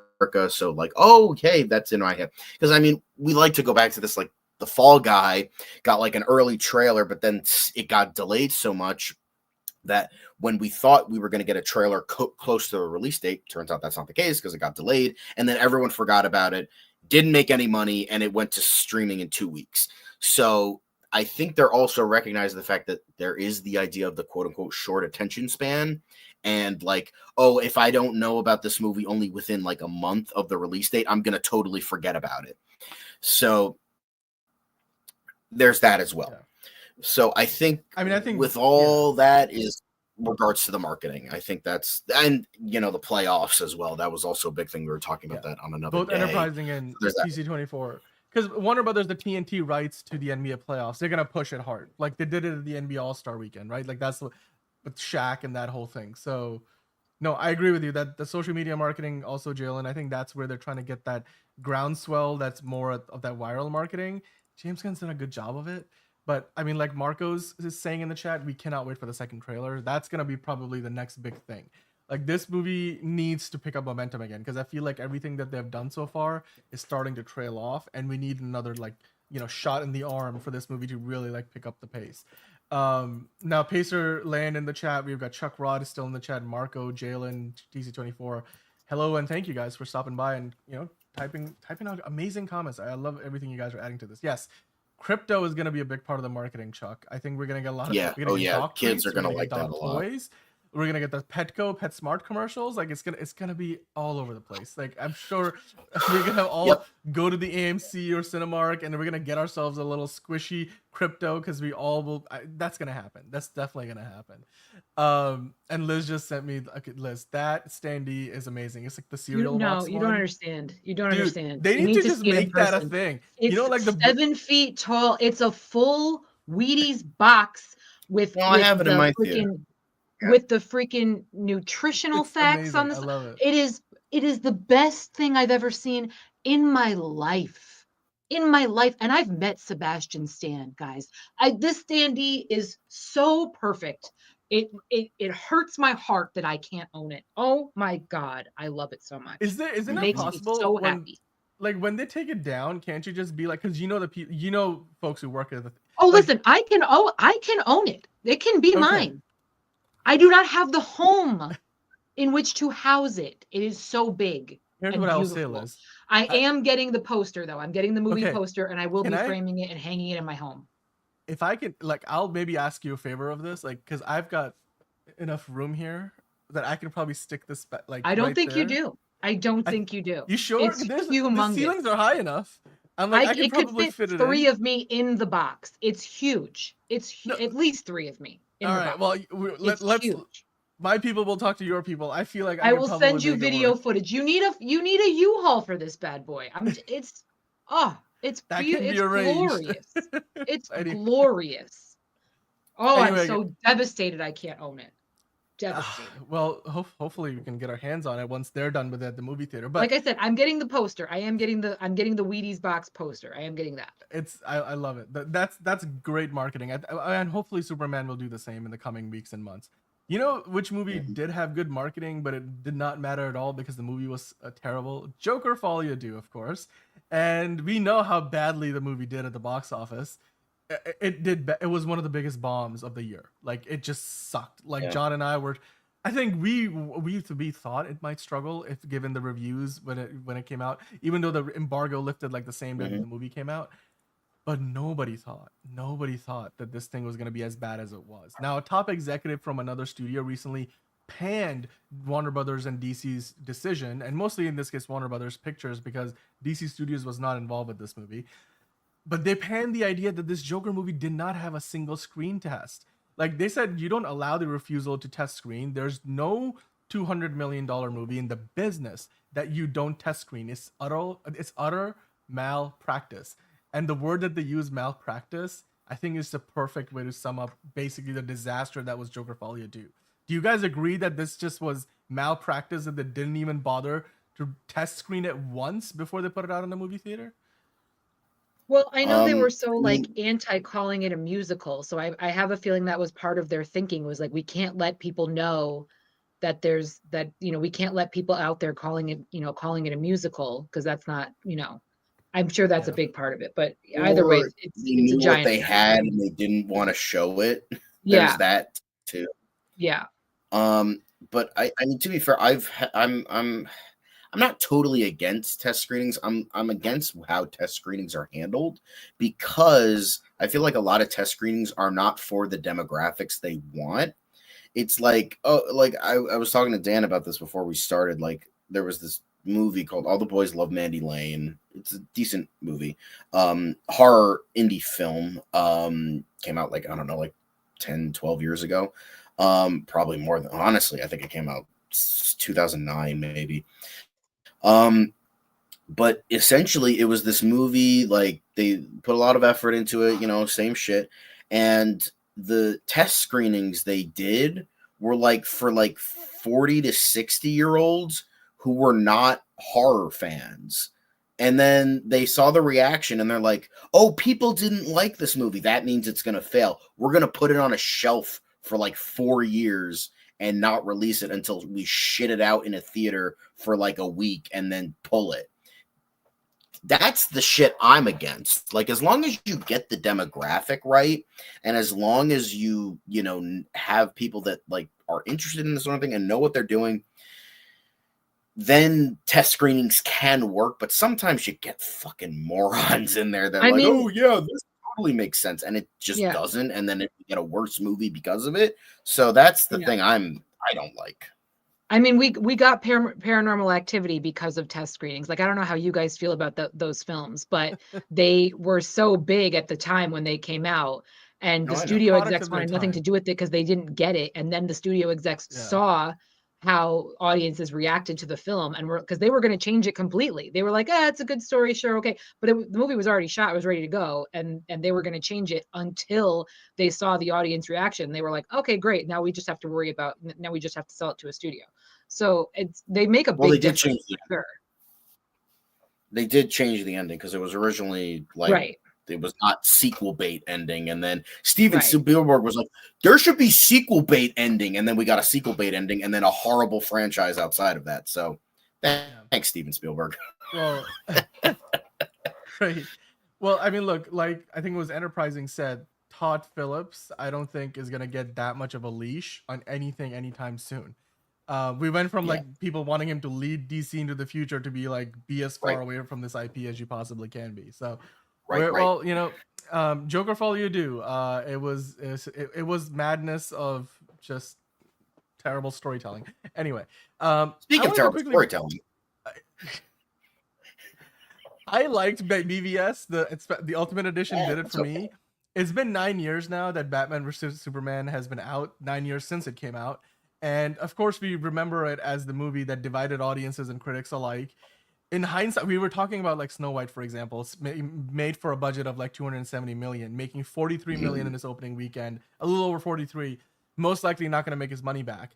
People back in the day said that this movie was a financial failure. I think when you look at the numbers for how much they spent making and marketing the movie, it made almost 900 million. So it wasn't financially in the red. Like, it made a profit, but it made nowhere near what they would have wanted a movie featuring the first live action meeting between Batman and Superman, and then you throw in Wonder Woman on top of that, and then Doomsday and whatever else they had in that movie. So clearly, I mean, the movie has a mixed cultural presence, memory, what do you want to call it? I mean, do you guys have a favorite moment from this film? Like Liz, do you remember going to see this No, I in the hate this theater? fucking movie. No, I hate this movie. This movie, the cinematography was so shit. You couldn't see fuck all because it was just black as night the whole fucking time. No, don't. I hate this fucking movie. I hate it. I hate it. There's a truth because both their moms have the same fucking name. Get out of here. I can't. Everything about this movie is Did you fucking say that infuriating. name? I don't want to Yeah, talk about it. I love it. It's so oh no, fuck this movie. Fuck it. Or- Fuck it. I think John's favorite part is if there's a 1% chance, we have to take it as an absolute certainty. It's like Fucking get out of here. That's not how math works, my guy. I mean, I think it's Thank you. okay. Like, it's fine. Like, even the Ultimate Edition's no. fine. No. Like, I mean, No. I'll take it over Man of Steel any day of the fucking week. Like, Man of Steel was like dog shit, so I'll take it over that. Like, I had fun with it. It's a Frankenstein's monster. It's like a car wreck. Like, I just can't look away. I liked the Snyder out of cut the- of Justice League better than this fucking movie, and that goddamn thing was 4 hours long. Okay, I like ruined that. I Christmas liked it for my more than family. this too. Like, it took me a good work week to Ugh. finish the fucking Snyder cut, and it Ugh. should not have been 4 hours. I everybody, get why actually. it was 4 hours. It shouldn't have been, but here we are. It's the It best ruined out of the Christmas. three, like, which isn't saying much, but like, Right. I give it like a 6.5 look. out of 10. Like, I know. you know, Okay, here's the thing. oh brother, this guy's yeah, nice. I'm a friend of your son's. I got it. You know, with the cape. She's like, yeah, I got it. Well, like he's anyway. I will always look more kindly on these movies because I had more fun with it than most people did. So I personally remember BVS as a film that felt like in the movie theater they cut out 30 minutes from it, which you could clearly tell those 30 minutes belonged in there, and that was a late decision, and it really took away a lot of the pacing, the good pacing and the context that you needed to understand very complex story mechanics of the film. Now, I will say the movie had way too much going on, and they tried to hammer in way too many storylines to jumpstart a cinematic universe. Right. Some of which Zack Snyder has said and since that it wasn't even his decision; it was forced upon him, and he had to make the most of it. Now, this movie also got delayed by a year when it was being released. Like, it was supposed to come out in 2015, right? And then it came out in 2016. So I'll look back at it as a movie that look, this is where we got the Wonder Woman introduction. The "Is she with you? I thought she was with you." The bam, bam, bam, like, you know, the Junkie XL score. I will still forever remember and love parts of this film because yes, for all the terribleness that people think it had, and again, I'm biased as everybody would be. You're so innocent, Dan. I mean, bless you. The Batman Really bless warehouse you. fight scene is the best live action Batman. The warehouse scene fight scene is ever pretty put to fucking screen. awesome. Even I got to admit that. It's and you know what? Like, I think No. you know, you have no idea how many times in the 9 years I've tried to rationalize Martha, and I have never figured it out because I'm just like, no matter how you try to find your way into that situation, there's a better solution than why did you say that name? I get what they were going for. It just Yeah. it You just know, doesn't work. because Sonic 3 did it better. Right. No, the only good Um, thing that came out of Batman vs Superman was the two movie posters. I had them hanging in my office. That was the best thing about them. Other than that, fuck no.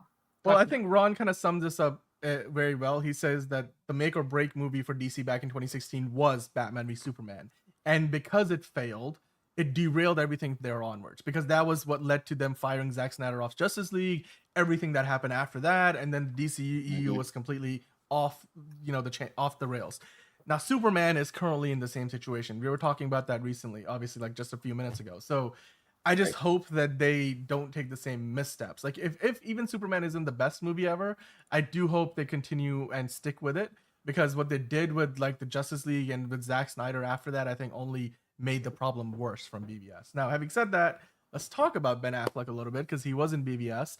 I wanted to get your opinion on. He did an interview recently. He's talking about, you know, his role as Batman and just it wasn't a good experience for him. He talks about it like he was bringing a lot of unhappiness to the work, and obviously he had some personal alcohol issues, and then in addition to that, he's recently said that basically his son was scared of this Batman, which to him was a problem. But even despite that, he remembers that experience as being something where, like, expectations, understandings. There was a lot of problems, but he still enjoyed like his ambition for the project.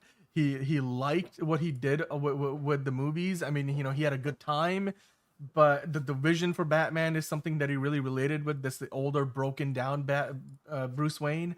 But then, like he pointed out, oh shit, we have a problem. My son is scared of this Batman. So he had a lot of these different thoughts, and I'm just gonna put it all out there for you guys.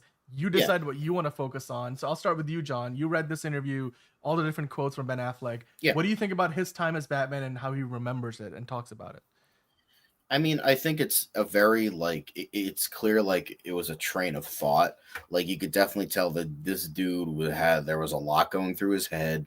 He was thinking of his kids. He was thinking of his experience at the time. He was thinking of it in hindsight, what he went through. There's a lot of nuance to this. I think it's kind of suckish to bring it up when we have so many other topics that we've talked about already,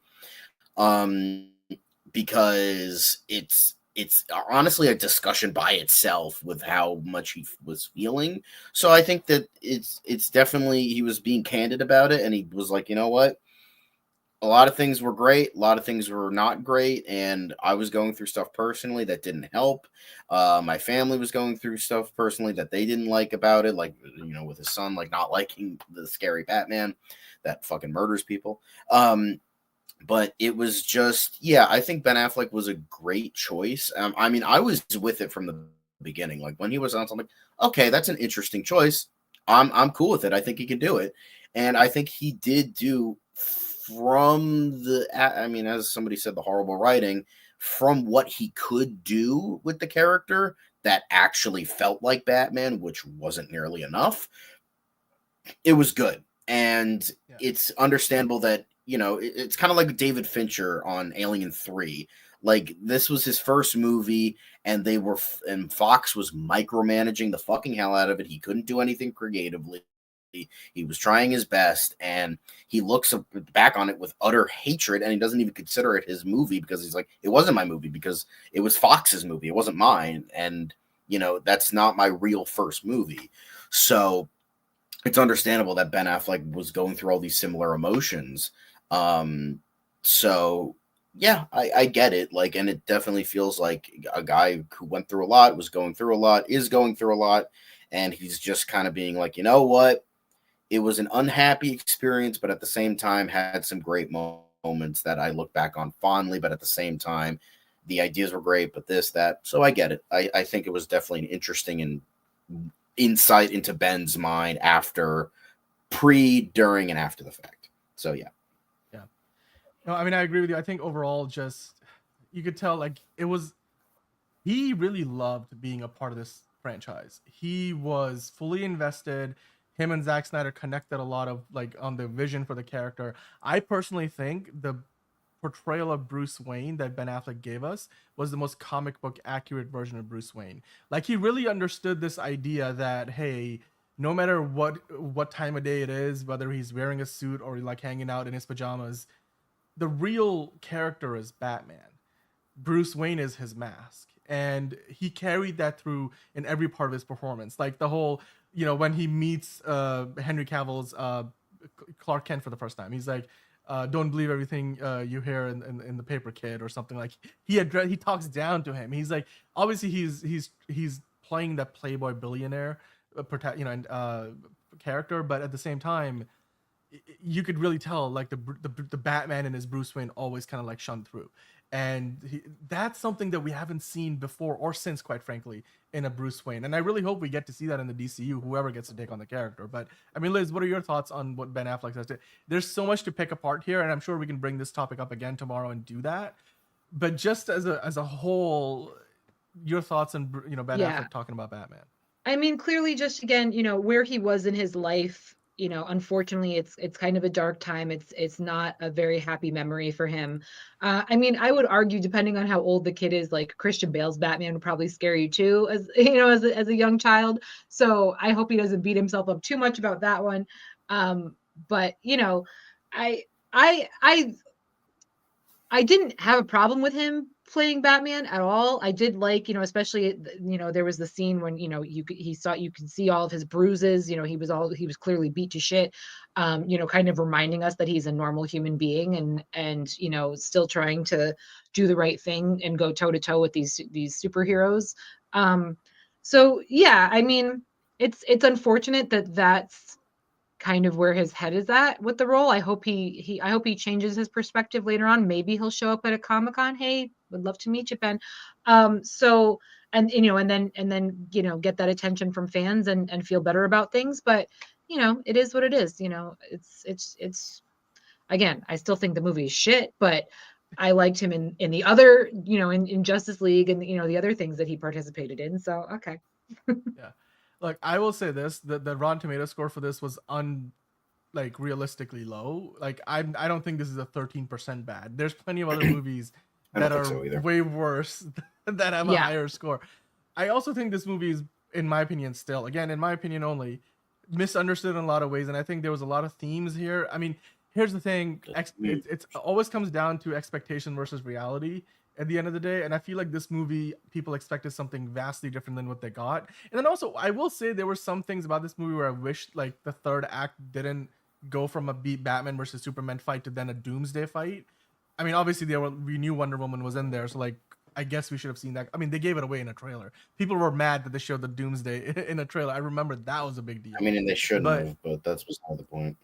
Yeah, but here's the thing. I remember the Comic-Con trailer, man, when they showed this shot, and then the shot where he's like, do you bleed? And then Superman like flies away and he's like, you will. I remember then the logo comes up. I have not seen excitement about DC at that level since. So the one thing I will take away from this is if Warner Brothers wants to look back at BVS for anything at all and take away something positive from that era, you need to try to get that hype level back to what it was at that Comic-Con in 2015, it was, I think, when they announced all of this, when they got the first Comic-Con trailer. Even today, hundreds of millions of views on YouTube. It still is one of those memories for me. I'm like, despite how the film turned out to, whether you like it or not, I just wish DC gets back to that level, right? I just really hope that they do get back to that level. With that said, guys, this is our main story now we're going to talk about for DCU Daily, which is Peacemaker. Peacemaker Season 2 is set to come out later this year after Superman comes out. And now we have some news regarding some casting in the show. The show is already done filming pretty much. So they're in post-production, but it's only just now come out that Brie Noelle has, basically she's confirmed that she's going to be playing White Rabbit in Peacemaker Season 2. The Max series is set to premiere in August of this year. We don't have an exact date, but we do know it's coming out in August. Brie Noelle isn't necessarily a very well-known actress. She's more of a model, but I mean, she's done some acting. You can see right there, she fits the character based on the look in the comics. If you clicked on the thumbnail of this video, you know the character kind of fits the description in terms of who she is, what she looks like. And so for a character that based in the comics, as far as I'm aware, is more about the looks, I suppose, than it is about the substance. I mean, John, can you enlighten us a little bit more on this casting and your reaction to it overall? Do you even think White Rabbit is going to have a big role in Peacemaker Season 2? Probably not. It's probably going to be like a cold open kind of thing with, especially, she's like a model singer. I can't imagine that they'll do a lot with this. It'll just be like she comes out with her fucking like lingerie look like she has in the comics, and Peacemaker will be like a wooga and then like fucking kill her or something like that. Just or maybe we'll have another one of those freedom scenes. Remember, like in episode 1 of Peacemaker Season 1? Like, yeah. Maybe that's what so that leads to. I mean, not saying she's a bad actress. I haven't seen anything from her, but she's only been in 10 things over the course of like 5 years. So yeah. I can't imagine they're going to do a lot with this character. She was previously in Batwoman as like one of the main antagonists from that show, mainly season 1. I'm just reminding, and they tried to do something interesting with that and it just didn't work. So, whatever they decide, either she's going to be an overly jokey, goofy character, kind of like what they did with Vigilante, essentially making him like going from DC's Punisher to like not at fucking all. They'll probably do the same thing. they'll probably do the same thing with this character, just make her like another goofy character, which kind of sucks because it's like the comics are there for a reason. But whatever they decide to do, I'm sure she'll do a good job. Liz, your thoughts on this casting? I know nothing about this actress or this character, but as you know, I enjoy Peacemaker, so I'm looking forward to learning all about her. Yeah, it doesn't seem like, given her experience as an actress, that this is going to be a big role. But obviously, this is the most significant Peacemaker anything that we have heard in a long time for a show that's done filming and is in post-production. So, yeah, I mean, I hope we get more of a trailer or something for it. We know we're not going to get it at CinemaCon because that's about movies and movie theaters. So, hopefully, we'll get something maybe in Comic-Con, because Comic-Con, when we get to Comic-Con, is going to be literally weeks away when the show comes out. So, yeah, what is up with the duck season stuff in the chat? People being attractive rabbits and bunnies. Yeah, I don't get that. White Rabbit, I'm hunting rabbits. Oh, okay, I get it. Okay. Jose L35 is like, I'm glad we're getting lots of attractive characters in the DCU. Well, there you go. Well, for a show that's about a person you can't see, at least you'll be able to see White Rabbit. So there you go. With that in mind, that does bring us. They're probably they're going to play that Jefferson Airplane song like in the fucking background when she gets fucking with James Gunn's love of classic rock. They're definitely going to have that song in there. Even though that has nothing to do with the character, but it's rabbit. Yeah, it's rabbit season apparently. Well, hey, you know what? Now you guys know who Brie Noelle is, because I had no idea who this person was before we talked about this. So. With that said, guys, let us know in the comments down below what you thought about that story and all the stories on DCU Daily. As always, we'll be back talking about DC tomorrow, the day after, 5 days a week here. So hit subscribe, hit the like button, hit the notification bell. But we're not done yet. As always, we finished the show off with the movie of the week that's going to be coming out in a few days from now. And this week, that happens to be A Working Man. A Working Man is, well, it's a movie from our favorite action star of the 21st century. That is, of course, Jason Statham. So I'm excited for this. Liz and John, I'll start with you, John. Are you excited? I'm a working man. I'm a working man. All right. I work. I'm a man. I'm a man who works. I'm a working man. I'm a working man. I'm also a beekeeper. My favorite thing. I'm the barista. My favorite thing in the whole world. You're gonna make Liz cry. My favorite thing in the whole world. I love it. I love it so much. Here's the thing. They know what they have. Sounds like a bank job. It's not like a bad Liam Neeson. David Ayer is directing this, and you like him or hate him as a director. He made The Beekeeper with him last year with Jason Statham. And Beekeeper 2 is coming out. Can't wait. I'm not just a beekeeper. I'm the beekeeper too. I can't wait for this movie because I'm just like, this look, man always has a job. Yeah, that Godfrey sketch bit, whatever. Fucking, he's a man of the people. If you don't know what it is, just look up Godfrey. He's a man of the people. Great. It's just fucking great. Like, human traffickers beware. He's got just like the poster is perfect. The director of Suicide Squad and The Beekeeper. Okay, I don't know if you want to be marketing that, but this is, by the way, based on a series of books, of which there are like a dozen of. So yes. I feel like this is the beginning of a franchise. Let's go. Yeah, yes. This isn't just a one-off, guys. I mean, the next transporter. It's awesome. I'm here for it. Now, recently, I didn't realize, but David Ayer kind of looks like Scott Derrickson a little bit. He does. You're right. Enterprising, the Statham D-list tour continues. Beekeeper, beekeeping to you. Oh, okay. No, that's not. Maybe it's too fast to be. No, I don't know if that works either. But hey, David Ayer was recently interviewed about this. I thought this is a fantastic article, by the way, because it talks about, well, David Ayer talks about he's working on a movie right now with Brad Pitt, who I think he last worked with on Fury, which is one of his best movies, one of the most critically acclaimed movies that David Ayer has ever worked on. One of the reasons why he got hired to do the Suicide Squad movie, despite how it turned out, and mostly because he didn't really have much to do with it by the end of the editing process. But one of the interesting things he points out in here, he's not given up on the whole release the air cut situation. He's hoping that right now, I mean, he understands that DC Studios needs the momentum from Superman, and then they can go back and potentially look at it as more of a nostalgia thing. Bro has gone back and forth, like, for fuck. I mean, he's like, oh, I'm done with it. I'm done with it. I'm done with it. I'm done with it. Oh, clearly you're not fucking done with it because you keep fucking saying that. And then you're like, oh, but I'm not done with it. Like, fucking pick a lane, my guy. Just, like, let it go or shut the fuck up. Because, like, difference is the fucking Snyder Cut had the Snyder Cultists. You don't have Ayer Cultists. Nobody fucking gives a fuck about your goddamn Suicide Squad movie. So just let it go, shut the fuck up, and get a life. Get a life. I would love... Get a life, gang. I personally would love to see the Ayer Cut because I do think that, like, I think Liz, you and I have talked about it. Like, Jared Leto, like him or not, there was a lot of stuff that got cut from that movie. They said they had enough footage. He could have had his own Joker film. Yeah, I would have liked to see it as well.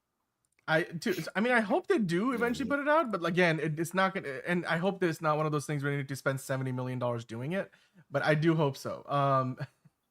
Caleb is like, I need more Leto scenes. Honka honka. There you go. Your extended Leto scenes. There it is. Yeah. Well, David Ayer, if he gets his wish. But you know what, guys? I'll just quick question to wrap things up. A Working Man, do you think this is the start of like another John Wick-esque, like fucking hope low so. to mid budget action franchise? Probably. So. Probably. I could see it. Like, especially if it's cheap, then, then by all means, fucking go for it. I'm not fucking watching this shit, but like, people like it, so have at it. They point out in this article, the last movie, the Beekeeper last year, they made it for 40 million. It made 160. So I'm like, they've got the math right. As long as they don't start giving these movies $100 million budgets. There's a dozen books in this series from Chuck Dixon. So this one's based on the book Levon's Trade, which is only the first one in the series. Levon's Trade. There you go. So yeah, I mean, it looks like, Lionsgate is like, yeah, we will definitely keep working with you guys. You guys can give us these hits. Because this could be the new Transporter, the new John Wick, whatever you want to call it. I am all for it. I can't wait for this. John, just to put us on a high note. In the trailer, at the end of the trailer, a man asked Jason Statham, "Who are you?" And then they cut away. But maybe you can answer that question for us. I'm a working man.